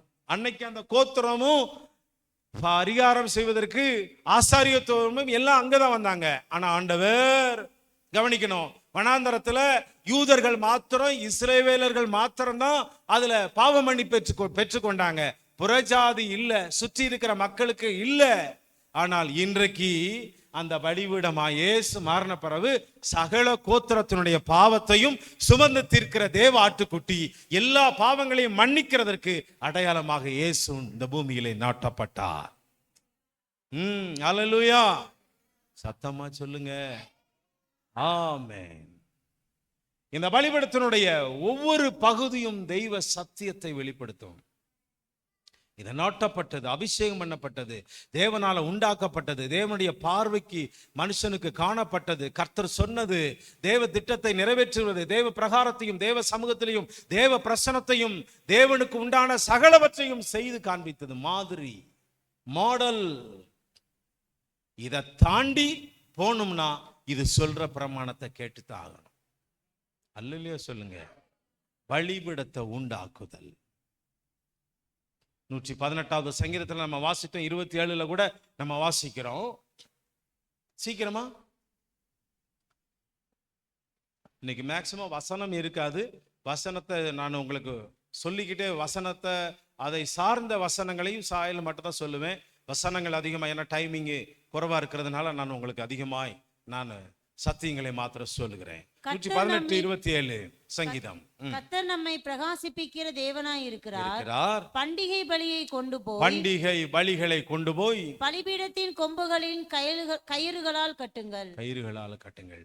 அங்க பாருங்க, எல்லா மனுஷனும் இங்க வந்து பாவ மன்னிப்பு நிச்சயம் பெறணும்னா, அவன் வாழ்க்கையில ஒரு விமோசனம் பெறணும்னா, அவன் வாழ்க்கையில ஒரு ஆசீர்வதிக்கப்படணும்னா, அவன் வாழ்க்கை விளங்கணும், மகிமை அடையணும், மேன்மை அடையணும், பெருசா மாறணும், ஆசீர்வதிக்கப்படணும், உலகத்துல ஜீவிக்கணும் அப்படின்னு உண்மையா இருந்தா அவன் கண்டிப்பா அவன் கையில என்ன கொண்டு வரணும்?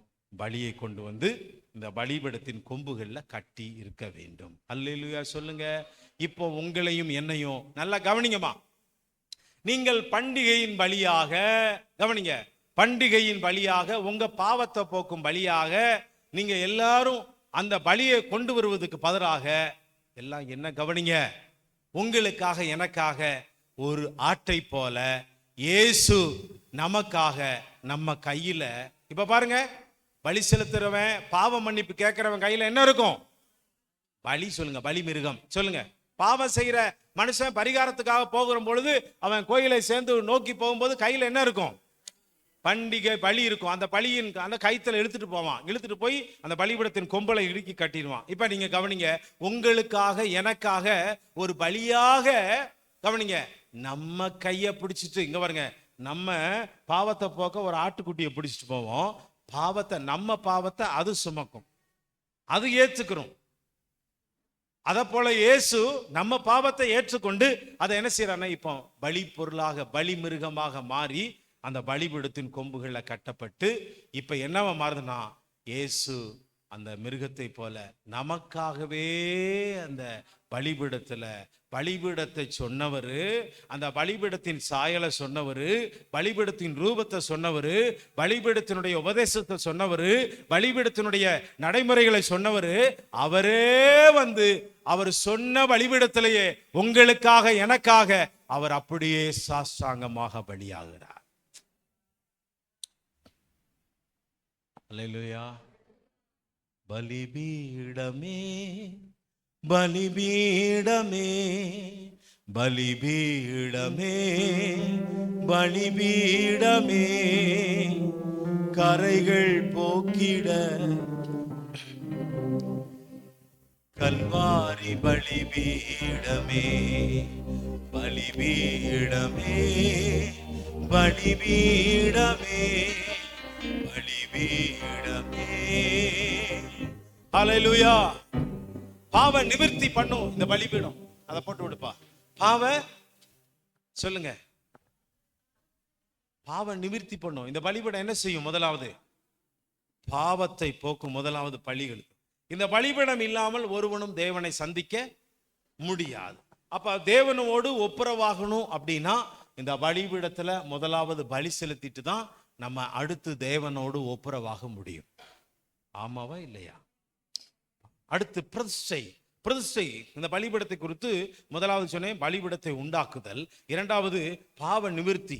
இந்த பலிபீடம் பாவ நிவிர்த்தி செய்கிறது இந்த பலிபீடம். மூன்றாவது பிரதிஷ்டையின் பலிபீடம். இது என்ன பலிபீடம்?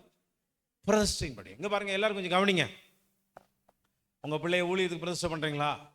இங்க சந்திக்கணும். ஆசாரியர்களை ஊழியத்துக்கு ஒப்பு கொடுக்கிற பிரதான ஆசாரியனா இருக்கட்டும், அவங்க வேலைக்காரர்கள், அவங்களுடைய பிள்ளைகளா இருக்கட்டும், ஊழியத்துக்கு ஒப்பு கொடுக்குறவங்களா இங்க வந்துடணும். அல்லேலூயா சொல்லுங்க, சத்தமா சொல்லுங்க. பலிபீடத்தை சந்திக்காம யாரை சந்திக்க முடியாது? சொல்லுங்க, பலிபீடத்தை சந்திக்காம யாரை சந்திக்க முடியாது? அப்ப இன்னைக்கு பலிபீடம் யாரு? இயேசு கிறிஸ்து. இயேசுவை சந்திக்காம பிதாவை என்ன செய்ய முடியாது? பார்க்க முடியாது. அப்ப பலிபீடம்னா என்ன? பாவ அறிக்கை, பாவ அறிக்கை, பாவ பரிகாரம்.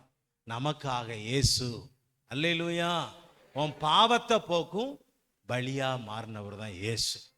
சொல்லுங்க, என் பாவத்தை போக்கும் பலியாக மாறினவர் தான் இயேசு. சத்தமா சொல்லுங்க. இயேசுன்னு சத்தமா தான் சொல்லிட்டா என்ன? மூச்சு இங்க பாருங்க, இயேசுன்னு சொல்லி மூச்சு போச்சுன்னா யாருக்கு லாபம்?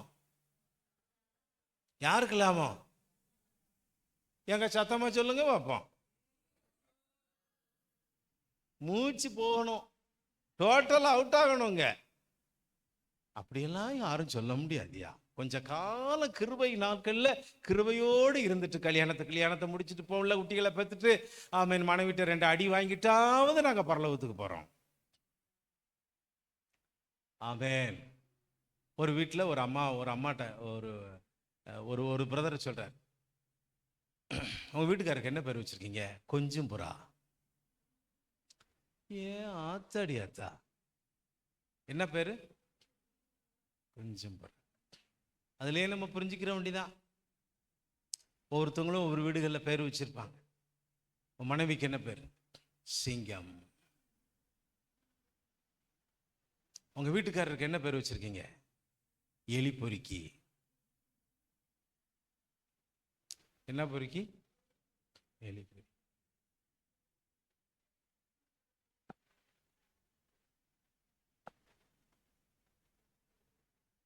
இன்னொரு அம்மா சொல்லுது, உங்க வீட்டுக்காரருக்கு என்ன பேர் வச்சிருங்க? ஆட்டு புழுக்க. நான் சொல்றதுக்கெல்லாம் அர்த்தம் கேட்டேன், அவங்களும் சொல்லிட்டாங்க. உங்க வீட்டுக்கார அம்மாவுக்கு என்ன பேர் வச்சிருக்கீங்க? இப்படியெல்லாம் கேட்கும்போது அவ ராட்சசி. இப்படியெல்லாம் நிறைய சொல்லுவாங்க. நமக்கு இது பழக்க தோஷம். பைபிளை பொறுத்தளவுக்கு ஆபிரகாம் தன் மனைவியை எப்படி வச்சிருந்தாங்க?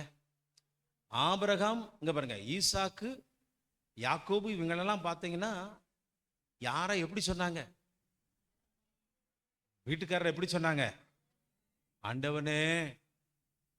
இப்போ ஆண்டவனேன்னு கூப்பிடுற அளவுக்கு இங்க கிரியை நடக்கு, கூப்பிடுறதுக்கு ஆள் இல்லை.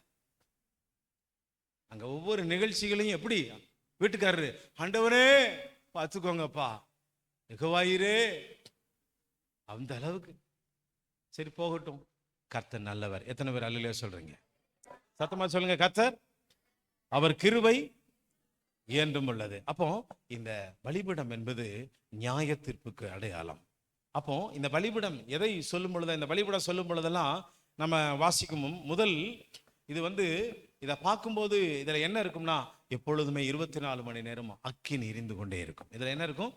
அக்கினி எரிந்து கொண்டே. அக்கினினாலே நமக்கு எல்லாமே தெரியும், பரிசுத்த ஆவியானவர். ஆமென். சொல்லுங்க, நம்ம மேல அக்கினி. பலிபீடம் எதை காண்பிக்கிறதுனா, நம்மளை அர்ப்பணிக்க ஆவியானவர் அணையவே மாட்டார். சொல்லுங்க, ஆவியானவர் அணையவே மாட்டார். போன வாரம் எத்தனை பேர் அபிஷேகம் பெற்றீங்க? எத்தனை பேர் அபிஷேகம் பெற்றீங்க? கூட்டத்தோட லேசா நனைஞ்சுக்கிட்டோம்யா, அவ்வளவுதான். ஆமென். கண்டிப்பா அபிஷேகம்னாலே உங்க சாக்கடிச்ச மானக்கு இருக்கும். ஆவியானவர் உங்களோட பேசியிருப்பாரு, உங்களை தொற்றிருப்பாரு, நீங்க அதை உணர்ந்திருப்பீங்க. உங்களால கை காலெல்லாம் நடுங்கும். அதுலயே தெரியும் பரிசுத்த வாழ்க்கையுடைய மாற்றம். அல்லேலூயா. சரி, மகா பரிசுத்த ஸ்தலத்துல இருந்து முதலாவதாக இங்க பாருங்க, எல்லாரும் கொஞ்சம் கவனிங்கம்மா. இந்த பலிபீடத்திற்கு முதலாவது தேவன் அக்கினியை கொடுத்தார். சொல்லுங்க, இந்த பலிபீடத்துக்கு முதலாவது எங்க இருந்து அக்கினி வந்தது? கர்த்தரிடத்துல அக்கினி வந்தது. எப்படி வந்ததுன்னா, கர்த்தர் வானத்திலிருந்து உள்ள மகா பரிசுத்த ஸ்தலத்துல பலிபீடம் செய்யலாம். அந்த உடன்படிக்கை பெட்டியிலிருந்து ஒரு அக்கினி வந்து எதுல வந்துச்சு? ஃபர்ஸ்ட் இதுல தான் அந்த ஃபயர் உண்டாச்சு. இது மனுஷன் தானாக உண்டு பண்ணி ஏற்படுத்திப்பட்ட அக்கினி அல்ல. இந்த பலிபீடத்துல முதலாவதாக பிரதிஷ்டை செய்யப்பட்ட உடனே எங்கே இருந்து அக்கினி வந்தது? சொல்லுங்கம்மா. மகா பரிசுத்த ஸ்தலத்துல உடன்படிக்கை பெட்டியிலிருந்து, அந்த கிருபாசனத்திலிருந்து என்ன செஞ்சு? அக்கினி வந்து இந்த பலிபீடத்துல காணப்பட்டது. இந்த பலிபீடத்தினுடைய அக்கினிய 40 வருஷமா அணையாம அவியாம பார்த்தாங்க. எத்தனை வருஷமா? சத்தமா சொல்லுங்க. இஸ்ரவேல் ஜனங்களுடைய பிரயாணத்துல அவங்க போய்கிட்டு இருக்கும்போது ஆசாரிகள் என்ன பண்ணுவாங்கன்னா, அந்த கங்குல கடைசியில பலியெல்லாம் செலுத்தி முடிச்சுட்டு மீதி கொஞ்சம் இருக்கும்ல, அதை பத்திரமா எடுத்து ஒரு ஆசாரி என்ன செய்வார்னா பத்திரமா வச்சு அதை அணையாம அப்படியே வச்சு ஒவ்வொரு இடத்துலையும் போய் போய் போய் அந்த பலிபீடத்தை உண்டாக்க போகும்போதெல்லாம் இதை அப்படியே வைப்பாங்க. அன்னைக்கு தேவன் அக்கினியா இறங்கின இந்த பலிபீடம். இப்ப சொல்லுங்க, உங்க தலைமையில கை வைங்க. ஆண்டவரே, நான் ஒரு பலிபீடமாய் மாறினேன், நான் ஒரு பலிபீடமாய் மாறணும், இன்னும் மாறணும். இந்த அபிஷேகத்தை, நீங்க என் மேல கொடுத்த அபிஷேகத்தை, பரலோக ராஜ்யம் மட்டும் நான் வரும் வரைக்கும் இந்த அபிஷேகத்தை நான் காத்துக்கொள்ளணும்.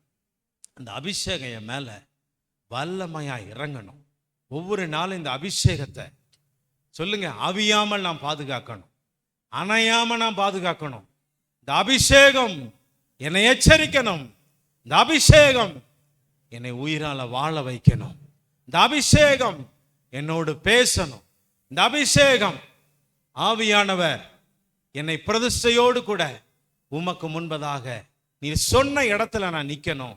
நீர் சொன்னபடி நான் வாழணும். இந்த உபதேசத்துல சொன்னபடி இந்த பலிபீடம் எங்க வைக்கப்படுதோ அதே ஸ்தானத்துல நானும் இந்த சபையில கடைசி வரைக்கும் உமக்காக நீர் வச்ச ஸ்தானத்தை நான் காத்துக்கணும். அல்லேலூயா. சத்தமா சொல்லுங்க, சத்தமா அல்லேலூயா. அது எங்க இருக்கியா அந்த வசனம்? எடுத்து வாசிங்க. யாத்திரையாமத்தின் புஸ்தகம், லேவியராமத்தின் புஸ்தகம் 6:9 படிங்க. 6:9 சீக்கிரமா படிங்க. லேவியராமம் 6:9 படிங்க. நீ ஆரோனுக்கும் அவன் குமாரருக்கும் கற்பிக்க வேண்டிய சர்வாங்க தகன பலிக்குரிய பிரமாணம் என்னவென்றால், சர்வாங்க தகன பலியானது ரா முழுவதும் விடிய காலம் மட்டும் பலிபீடத்தின் மேல் எரிய வேண்டும். பலிபீடத்தின் மேலுள்ள அக்கினி எரிந்து கொண்டே இருக்க வேண்டும். சொல்லுங்க.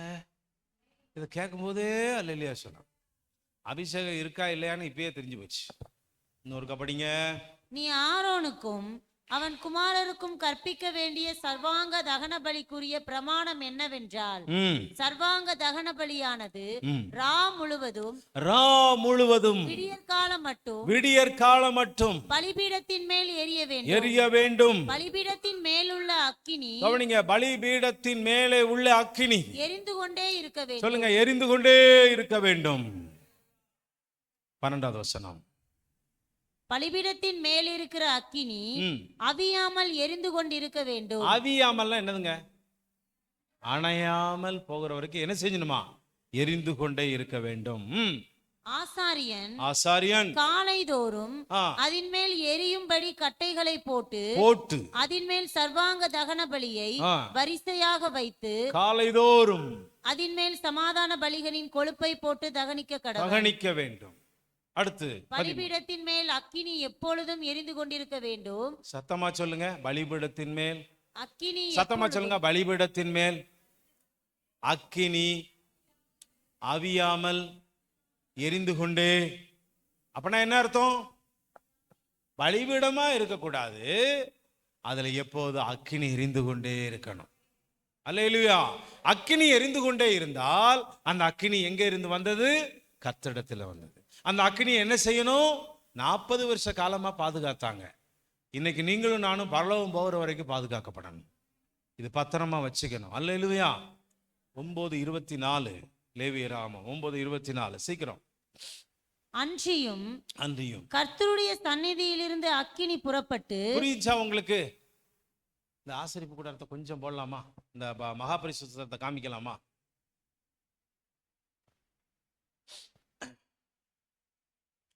இல்லை, எங்கப்பா இருக்கு மகாபரிசுத்தம்?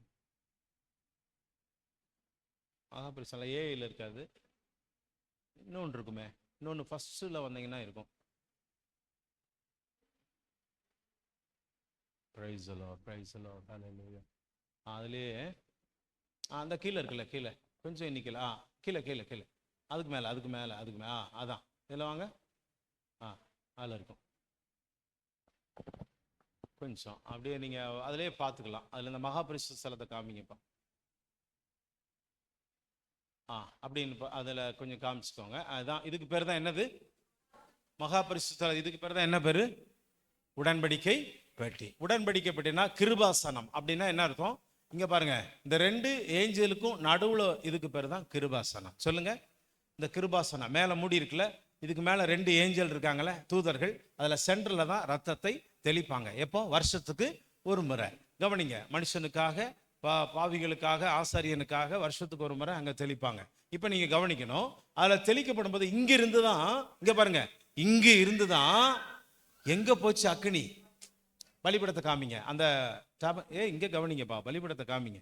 இப்ப அங்க இருந்து அத நம்ம கையில ஒண்ணு இருந்துச்சுன்னா நல்லா இருக்கும்னு பாக்குறேன். அதை காமிச்சிருவேன். இப்ப நிப்பாட்டிக்கோங்க. இப்ப இங்க வந்துச்சு. எங்க இருந்து? அங்க இருந்து இங்க வந்துச்சு. இங்க வந்து அன்னைக்கு நிரப்பின அக்கினி தான். கவனிங்க, இன்னைக்கு வரைக்கும் அந்த அபிஷேகம் ஆவியானவராய் கர்த்தர் நமக்கு கொடுத்திருக்கிறார். அல்லேலூயா சொல்லுங்க பாப்போம். இந்த அபிஷேகம் நமக்குள்ள வரும்பொழுதெல்லாம் அக்கினியாக, ஃபயராக இருக்கும். அதனாலதான் பிசாசு, பொல்லாத பில்லி சுனியம், கட்டுகள், பொல்லாத நோய்கள் அனைவற்றையும் குணமாக்குகிறது இந்த அபிஷேகம்.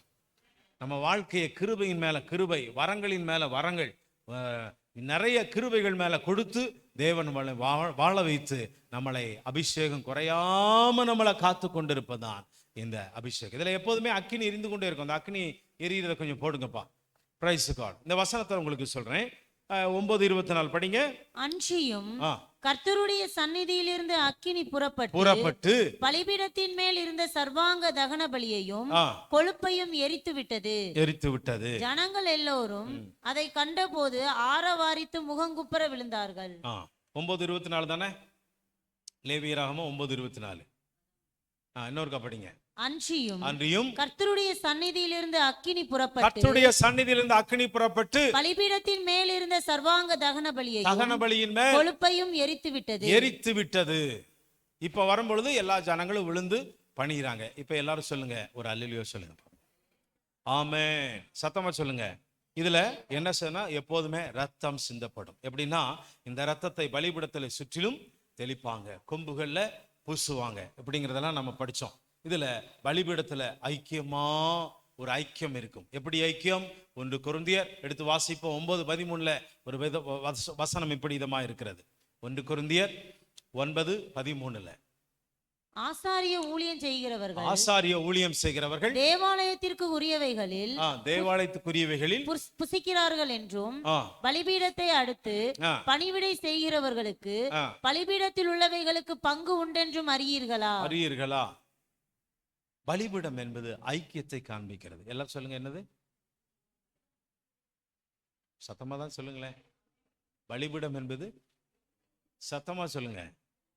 ஐக்கியம்னா என்னது? ஐக்கியம்னா என்ன? இப்ப நம்ம ஃபேமிலியா உட்காந்து சாப்பிடுறது என்னது? உட்காந்து ஒண்ணு போல பேசுறது என்னது? அப்படித்தானே? சொந்தமாதெல்லாம் கூடி பேசுகிறது என்னது? எல்லாரும் ஒண்ணு போல ஒரு சபையில உட்கார்ந்து இருப்பது, இதுக்கு பேர் என்ன பேரு? சரி, அந்த பலிபீடத்தின் ஐக்கியம்னா என்ன? கிறிஸ்துவோடு நம்ம பேசி கொண்டிருப்பது, அவர் நம்முடைய பாவத்தை உணர்த்தி சொல்வது, நாம் அவரிடத்திலே மன்னிப்பு கேட்பது, நாம் அவரிடத்திலே கிருபைகளை பெற்றுக்கொள்வது, மன்னிப்பை பெற்று ஆசீர்வாதத்தை பெறுவது. இதுக்கு பேர் என்ன பேரு? பலிபீடத்தோடு ஐக்கியம். மாதந்தோறும் பலிபீடத்தோடு ஐக்கியப்படுறீங்களா இல்லையா? ஆமென். 10:18 1 கொரிந்தியர் 10:18 படிங்க. மாமிசத்தின்படியான இஸ்ரவேலரை பாருங்கள். பலிகளை புசிக்கிறவர்கள் பலிபீடத்தோட ஐக்கியமா இருக்கிறார்கள் அல்லவா? இங்க பாருங்க, பலிகளை புசிக்கிறவர்கள் எதோட ஐக்கியமா இருக்கிறாங்க? இந்த பலிபீடத்தில் உள்ள அந்த பலி செலுத்துகிற ஆட்டினுடைய மாமிசத்தினுடைய சில பகுதிகள் ஊழியக்காரனுக்கு, அந்த ஆசாரியனுக்கு சொந்தமாகும். அது கர்த்தர் சொல்லுகிற பகுதி. அதை போல அந்த சாயல் அப்படியே இயேசு கிறிஸ்துவின் காலங்கள் இன்றைய காலத்துல நமக்கு வருது பாருங்களேன். 1 கொரிந்தியர் பவுல் எழுதும் பொழுது அப்படி சொல்றாரு, நீ பலிபீடத்தோடு இருந்தேனா, இதை நீ ஏற்றுக்கொண்ட, உனக்காக அவர் பலியானதுனால அந்த ஐக்கியத்துக்குள்ள நீ பங்கு பெறுவதற்கு இதை நீ வாங்கி புசியுங்கள். இது உங்களுக்காக சிந்தப்படுகிற ரத்தம். சொல்லுங்கம்மா, இது உங்களுக்காக சிந்தப்படுகிற ரத்தம். ரத்தம் எங்க சிந்தப்படுகிறது? பலிபீடத்துல தானே. என்ன செய்யும்? அப்பம் எந்த இடத்துல இருக்கிறது? ரத்தம் எந்த சிந்தப்படுகிற இடம் எது? பலிபீடம். நல்லா கவனிக்கணும். ரத்தம் சிந்தப்படுகிற இடத்துல ஐக்கியம். அடுத்து சுத்திகரிக்கப்பட வேண்டிய இடம் எது அப்படின்னா அந்த வெண்கல தொட்டி. அடுத்து பரிசுத்த ஸ்தலத்துல தான் அப்ப இருக்கிறது. அது இயேசு கிறிஸ்துவின் மாமிசத்தின் காண்பிக்கிறது.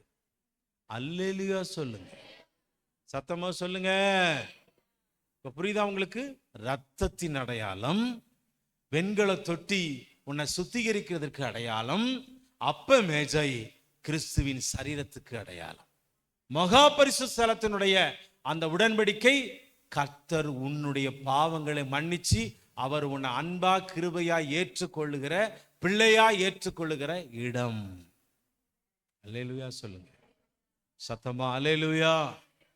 ஆமென். கிருபையே உன்னை இந்நாள் வரையும் காத்தது தம் கிருபையே, கிருபையே, கிருபையே உன்னை இந்நாள் வரையும் காத்தது தம் கிருபையே, கிருபையே.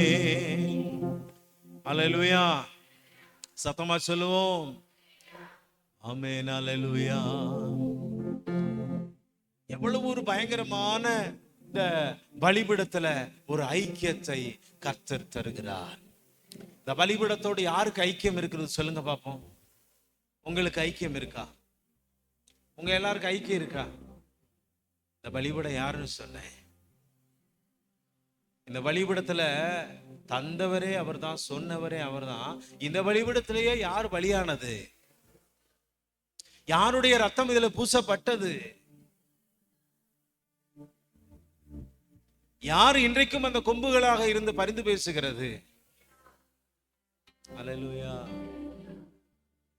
ரத்தம் ஜெயம். சொல்லுங்க, இயேசுவின் ரத்தம் ஜெயம். சத்தமா, இயேசுவின் ரத்தம் ஜெயம். சத்தமா சொல்லுங்க, இயேசுவின் ரத்தம் ஜெயம், இயேசுவின் ரத்தம் ஜெயம், இயேசுவின் ரத்தம் ஜெயம். பலிபீடத்தோடு ஐக்கியப்படாதவன் கிறிஸ்தவன் அல்ல. பலிபீடத்தோடு சேராதவன் அவன் விசுவாசி அல்ல. பலிபீடத்தோடு ஐக்கியம் இல்லாதவர்கள் அவர்கள் கிறிஸ்துவுக்கு உட்பட்டவர்கள் அல்ல. பலிபீடத்துல ரத்தம் தெளிக்கப்பட வேண்டும். பலிபீடத்தின் கொம்புகள்ல ரத்தம் பூசப்பட்டே ஆக வேண்டும். பலிபீடத்தில் சுற்றிலும் ரத்தம் தெளிக்கப்பட வேண்டும். பலிபீடத்தின் அடியிலே ஊற்றப்பட வேண்டும். இந்த ரத்தத்தினாலே பேசப்பட வேண்டும். தேவனிடத்திலே பரிந்து பேசப்பட வேண்டும். இந்த ரத்தத்தின் மாதிரி ஐக்கியம் ஆவிக்குரிய நிலையை சொல்லும் பொழுது இந்த பலிபீடம் இது இயேசுதான் என்பதை நம்ம படிக்கிறோம்.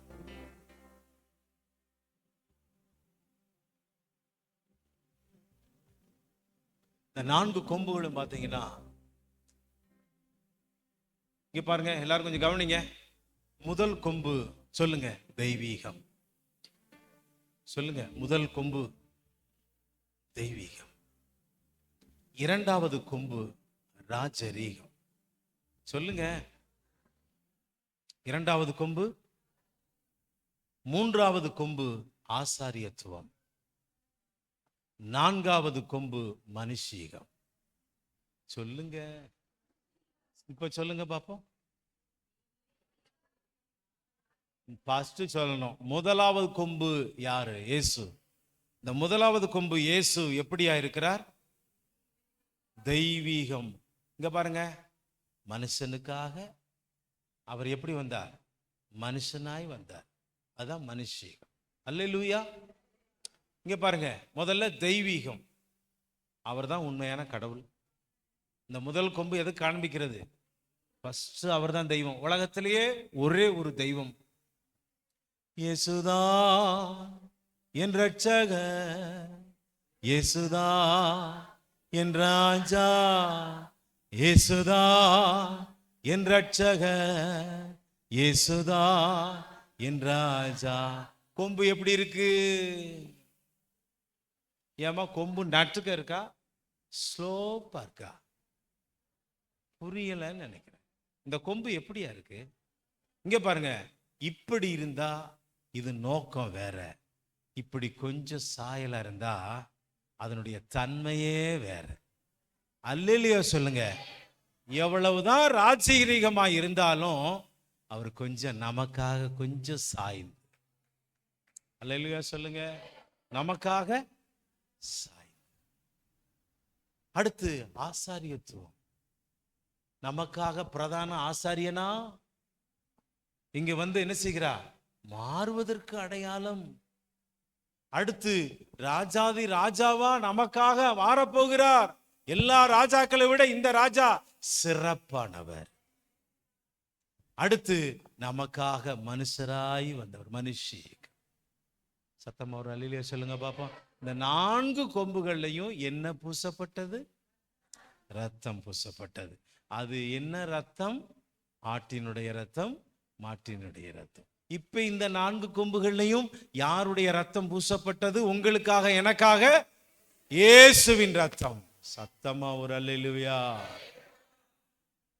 இப்ப சொல்லுங்க, எனக்காக இந்த மனுஷராய் மாறினார். சொல்லுங்க, எனக்காக மனுஷனாய் மாறினார், எனக்காக ராஜாதி ராஜாவாய் மாறினார், எனக்காக ஆசாரியனாய் மாறினார், எனக்காக தெய்வீகமாய் மாறினார். அல்லேலூயா, அல்லேலூயா,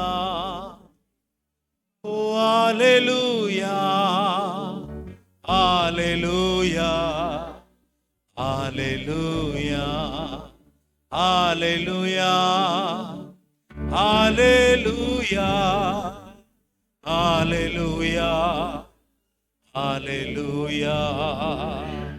ஆமென். சத்தமா ஒரு அல்லேலூயா. சங்கீதம் 84:3 எடுத்து வாசிங்க. அப்படியே பிடிச்சிக்க, ஒரு பாட்டு மட்டும் பாடிச்சிடும். Price the Lord. அடுத்து ஒரு பெரிய அபிஷேக ஆராதனை இருக்கிறது.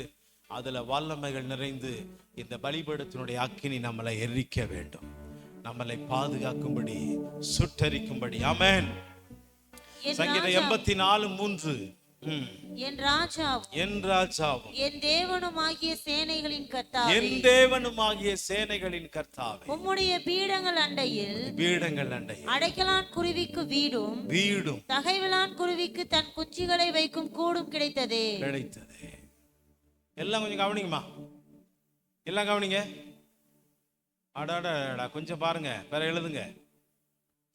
இப்படிப்பட்ட பலிபீடம் 40 ஆண்டுகள் இவர்களை அக்கினியிலும் அபிஷேகத்திலும் நடத்தப்பட்டு கானான் தேசத்துல வந்த உடனே இந்த மகிமை யார்கிட்ட போயிடுச்சு? கடவுளே போயிடுச்சு. கவனிங்க, அது போய் ஆவியானவரா நமக்கு வந்துட்டார்.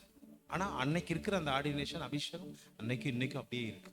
இந்த அபிஷேகம் நம்ம மேல எத்தனை பேர் இருக்குன்றீங்க? நம்மளை அபிஷேகத்து வரைக்கும் காப்பாத்துதா இல்லையா? இந்த பலிபீடத்தை ஒரு குறிப்பிட்ட ராஜாக்களின் காலத்துல என்ன பண்ணிட்டானுங்க, அவங்க என்ன செஞ்சிட்டாங்க, கொண்டு போய் ரொம்ப நாளா இதை பயன்படுத்தாம யூஸ் பண்ணாம வச்சுட்டாங்க. அப்படி யூஸ் பண்ணாம வச்சதுனால ஒரு குறிப்பிட்ட காலங்களில ஆசாரியர்களை வந்து இதெல்லாம் சுத்தப்படுத்தணும்னு சொல்லி பார்க்கும்போது இந்த பலிபீடத்துல குருவி கூடி கட்டி குஞ்சுகள் பொறிச்சு பறந்து போயிச்சான். அப்படி போகின்ற காலத்தை குறித்து சொல்லும் பொழுது என்ன சொல்லுதுன்னா, இந்த பலிபீடம் ஒரு நெஸ்டில் ஒரு கூடு கட்டி வாழுகின்ற குஞ்சு பொறிச்சு, முட்டையிட்டு குஞ்சு பொறிச்சு ஒரு பறக்கிற ஒரு பறவையை போல இது ஒரு காலத்துல இயேசு நமக்காக மாற்றி விட்டார். அல்லேலூயா தான் சொல்லுங்க. ஆனா இந்த பலிபீடம் எப்படி இருந்துச்சு? முதல்ல குஞ்சுகள் இதிலே போக முடியுமா? உயிரோடு இதுல இருக்க முடியுமா? முடியாதா?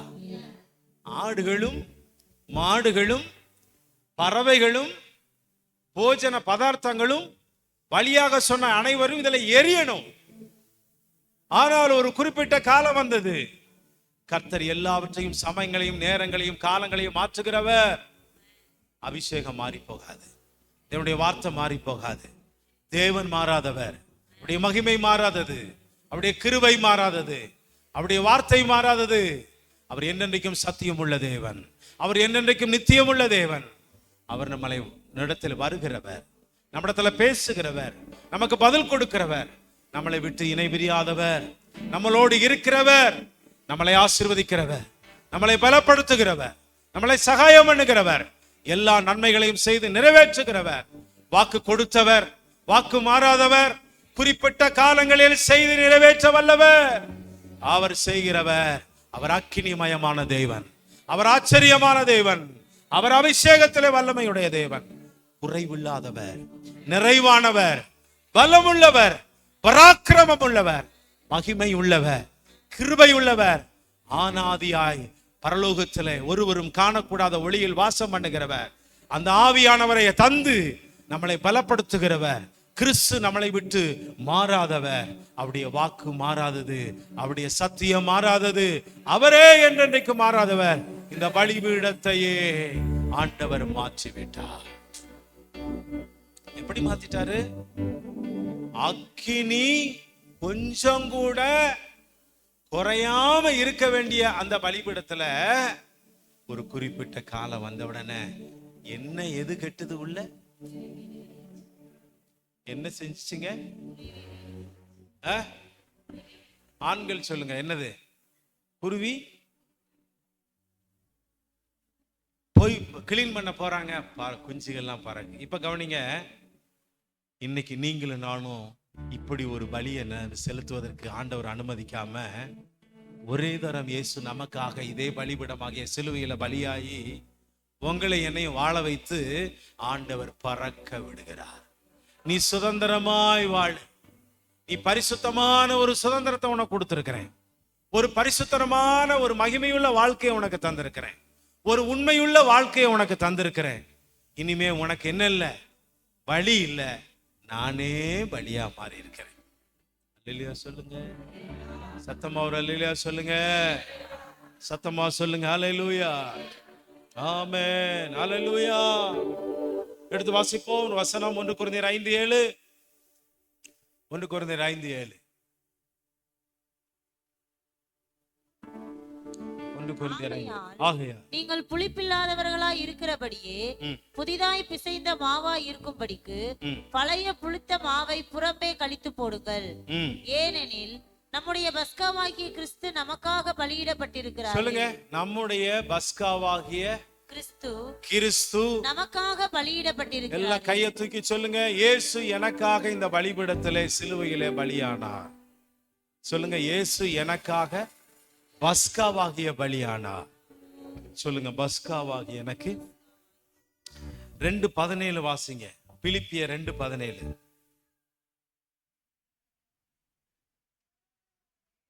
இல்ல அது விட்டுருங்க. எபிரேயரின் புஸ்தகம் 9:14. எபிரேயர். ஏனென்றால் எங்கே மரண சாசனம் உண்டோ அங்கே அந்த சாசனத்தை எழுதினவருடைய மரணமும் உண்டாக வேண்டும்.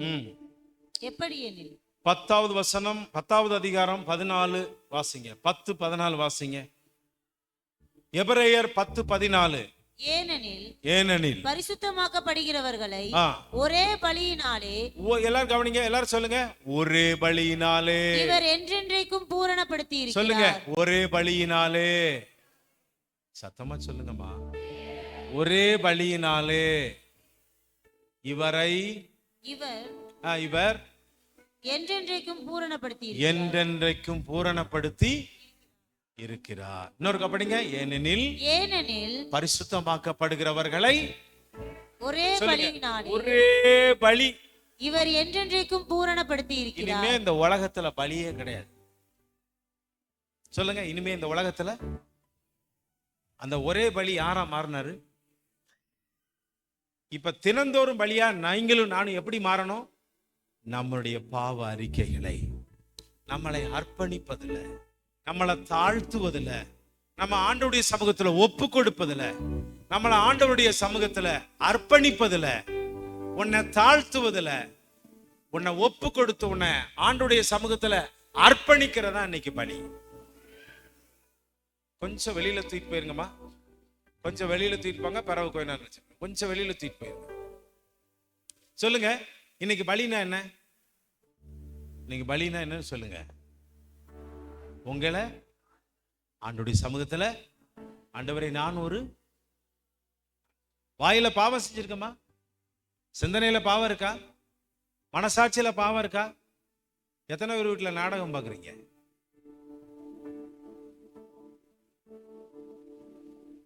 நான் பாவம் செய்தேன், உம்மை நோக செய்தேன்.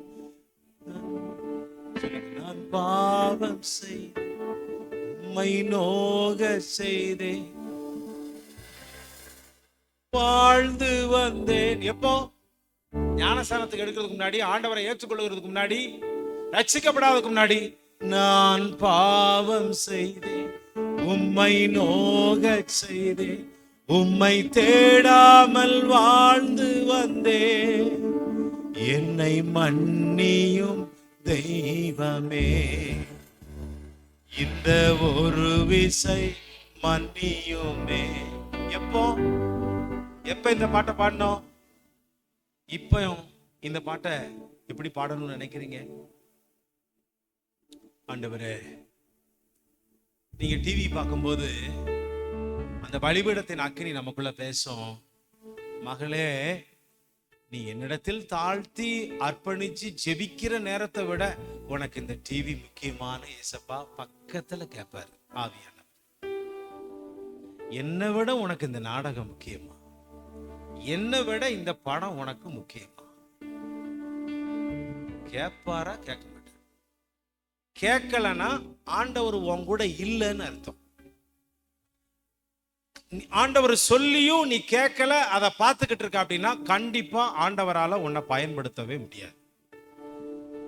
இல்ல, ஆண்டவரே விக்கிரக வழிபாட நான் வெறுக்கிறேன், அதுக்கும் எனக்கும் சம்பந்தம் கிடையாது, பின்ன ஏன் அங்க போய் ஐக்கிய வைக்கிறேன்னு ஆண்டவர் கேட்பாரு.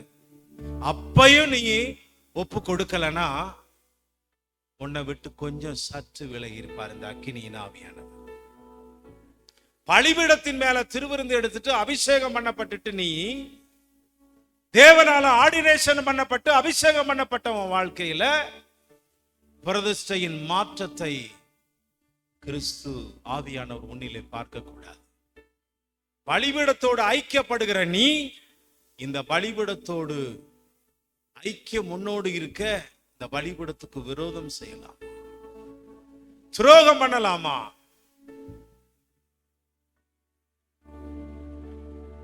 கர்த்தர் உன்னை பலிபீடத்துல உட்கார்ந்து அர்ப்பணிச்சு உனக்காக அவருடைய ரத்தத்தை அந்த கொம்புகளில பூசப்பட்டு ஜீவனை கொடுத்து துடிதுடிக்க மரித்து அவர் உனக்காக உயிர்த்தது நீ செய்கிற பாவத்துக்கு முன்னாடி வந்து அப்பப்ப உணர்த்துவதுதான் பரிசுத்த ஆவியினுடைய அக்கினி. உன்னை கண்டித்து உணர்த்துவதுதான். உங்களை எதுலையாவது ஒண்ணு சக்சஸ் பண்ணணும்னு நீ வாஞ்சிக்கலாம். கர்த்தருடைய ஊழியத்துல நீங்க கர்த்தருக்காக செயல்படணும், கர்த்தருக்காக கொடுக்கணும், கர்த்தருக்காக ஓடணும், கர்த்தருக்காக வாழணும், கர்த்தருக்காக நான் ஜீவிக்கணும், அவருக்காக எதையாவது நான் செய்யணும்னு சொல்லலாம். கர்த்தர் உங்களை பயன்படுத்தணுமா? சொல்லும் போதெல்லாம் அந்த மெல்லிய சத்தத்தோடு பேசுவார். பழைய ஏற்பாடெல்லாம் அதிகாரத்தோடு பேசுவார். இப்ப எல்லாம் என்ன சத்தம் வருது? மெல்லிய சத்தம். இந்த மெல்லிய சத்தத்துக்கு உன் செவிய சாய்க்கலைனா நியாய தீர்ப்புல பலிபீடத்தின் வெண்கலத்தை போல தீர்ப்பு மாறாது. நல்லா கவனிச்சுக்கோங்க, தீர்ப்பு மாறாது, சத்தியம் பேசும். மாமிசத்தின் ஆசை இச்சைகளை சிலுவையில் அடி, அப்பத்தான் நீ கிறிஸ்துவினுடைய உண்மையான பலிபீடமா மாற முடியும். அல்லேலூயா. எத்தனை பேர் உங்களை பயன்படுத்தணும்னு நினைக்கிறீங்க? நான் ஆண்டவருக்காக பயன்படுத்துகிற பாத்திரமா மாறணும்னு எத்தனை பேர் விரும்புறீங்க? நான் ஆண்டவருக்காக நிறைய செய்யணும்னு எத்தனை பேர் விரும்புறீங்க? நான் ஆண்டவருக்காக ஓடணும்னு எத்தனை பேர் விரும்புறீங்க? நான் அவருடைய காரியத்துல தீவிரம் காட்டணும்னு சொல்லி எத்தனை பேர் விரும்புறீங்க? அவருக்காக வைராக்கியமா இருக்கணும்னு சொல்லி எத்தனை பேர் விரும்புறீங்க? கர்த்தர் பயன்படுத்தணுமா? பயன்படுத்தணுமா வேண்டாம்? பயன்படுத்தணுமா? கெட்ட வார்த்தை உன் வாயிலே வராது இருப்பதாக. அசிங்கத்தை பார்க்காத, அசிங்கத்தை யோசிக்காத. நீ பலிபீடத்துல தகனிக்கப்பட்டிருக்க வேண்டும். இந்த பலிபீடத்தை தாண்டிதான் நீ இயேசுவிட போக முடியும். பலிபீடம் உன்னை சொல்லுகிறத கேட்டாதான் நீ அவரை பார்க்க முடியும், சந்திக்க முடியும், அவர் சத்தத்தை கேட்க முடியும், அவருடைய ஆசீர்வாதத்தை நீ வாங்கி கொள்ள முடியும். இல்லைன்னா வேஸ்ட். காலமெல்லாம் ஆலயத்துல வந்து நீங்க வேஸ்ட். சத்தியம் உன் வாழ்க்கையில தள்ளுபடி ஆகக்கூடாது. சத்தியம் வாழ்க்கையில ஸ்டாண்டர்டா இருக்கணும். ஆமென். சொல்லுங்க. Hallelujah, hallelujah, hallelujah, hallelujah, hallelujah, hallelujah, hallelujah, hallelujah. Praise God. ஒரே ஒரு வசனம் 10:8 வாசிங்க. 10:8 எபிரேயர் 10:8 வாசிங்க.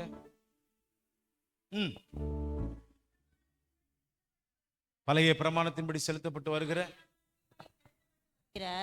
பலிகளை குறித்து மேலே சொல்லியபடி பலியையும் காணிக்கையையும் சர்வாங்க தகன பலிகளையும் பாவ நிவாரண பலிகளையும் நீர் விரும்பவில்லை, அவைகள் உமக்கு பிரியமானதல்ல என்று சொன்ன பின்பு, தேவனே உம்முடைய சித்தத்தின்படி செய்ய இதோ வருகிறேன் என்று சொன்னார். இங்க பாருங்க, அவர் பலியாக பிதாவுண்ட சொல்றாரு, ஆண்டவரே இந்த பிள்ளைகளுடைய பாவத்தை மன்னிக்க, இந்த ஆடு மாடை போல பழைய ஏற்பாட்டில் உள்ள பலியை போல நான் என்ன செய்யறேன், வந்து நிக்கிறேங்கிறாரு. இப்ப கவனிங்க, நீங்க செய்கிற ஒவ்வொரு அநீதிக்கு முன்னாடி ஆண்டவர் வந்து நிற்பார். எப்படி தெரியுமா? நீ சத்தியத்துக்கு மாறுபாடா எதெல்லாம் செய்றீங்களோ அப்பப்ப பரிசுத்த ஆவியானவர் உங்க பக்கத்துல வந்து நிற்பார். நின்னு சொல்லுவாரு, மகளே மகனே நீ எனக்கு விரோதமா செய்கிறது தப்புன்னு சொல்லுவார். அப்ப நீ கீழ்ப்படிஞ்சு பலிபீடத்தோடு ஐக்கியமா இருந்து அர்ப்பணிச்சு உண்மையா வாழ்ந்துட்டீங்கன்னா நீங்க தப்பிச்சீங்க. இந்த ஒரே ஒரு பலி உன் வாழ்க்கைக்காக ஜீவனோடு பிதாவிடத்துல பேசும். இந்த ஜீவனுள்ள தேவனோடு பேசும் பொழுது உனக்கு பிதாவிடத்துல இந்த இரக்கங்கள் கிடைக்கும். அந்த இரக்கத்துல அந்த மகிமைக்குள்ள ஒரு நாள் பிரவேசிக்கிறதுக்கு முன்னாடி அர்ப்பணிச்சிட்டீங்கன்னா தப்பிச்சீங்க. இல்லை என்றால் நம்முடைய வாழ்க்கையில தண்டனைகள் மிகுதி. கர்த்தருக்காக நான் வாழ போறேன்னு சொல்றாங்களா ஒரு அல்லேலூயா சொல்லுங்க. தேவனுக்காக நிக்க போறவங்களா ஒரு அல்லேலூயா சொல்லுங்க. தேவனுக்காக நான் பேச போறேன், தேவனுக்காக நான் உழைக்க போறேன், தேவனுக்காக ஓட போறேன், தேவனுக்காக நான் ஜெபிக்க போறேன், தேவனுக்காக என் கண்கள், தேவனுக்காக என் சிந்தனைகள், தேவனுக்கான என் இதயங்கள், தேவனுக்கான என் உள்ளங்கள் என்று சொல்லி எல்லாரும் எழுந்திருப்போமா? ஒரு பாடலை பாடி அபிஷேகத்துல நிறைவு பெற்று நான் கடந்து செல்ல போகிறேன். எல்லாரும் கொஞ்சம் எழுந்துருங்க. பாப்பா முன்னாடி வந்துருங்கப்பா. இங்க வாங்க. நீங்க 2 பேரும் கூப்பிட்டீங்க, முன்னாடி வாங்க. நீங்க முன்னாடி வந்து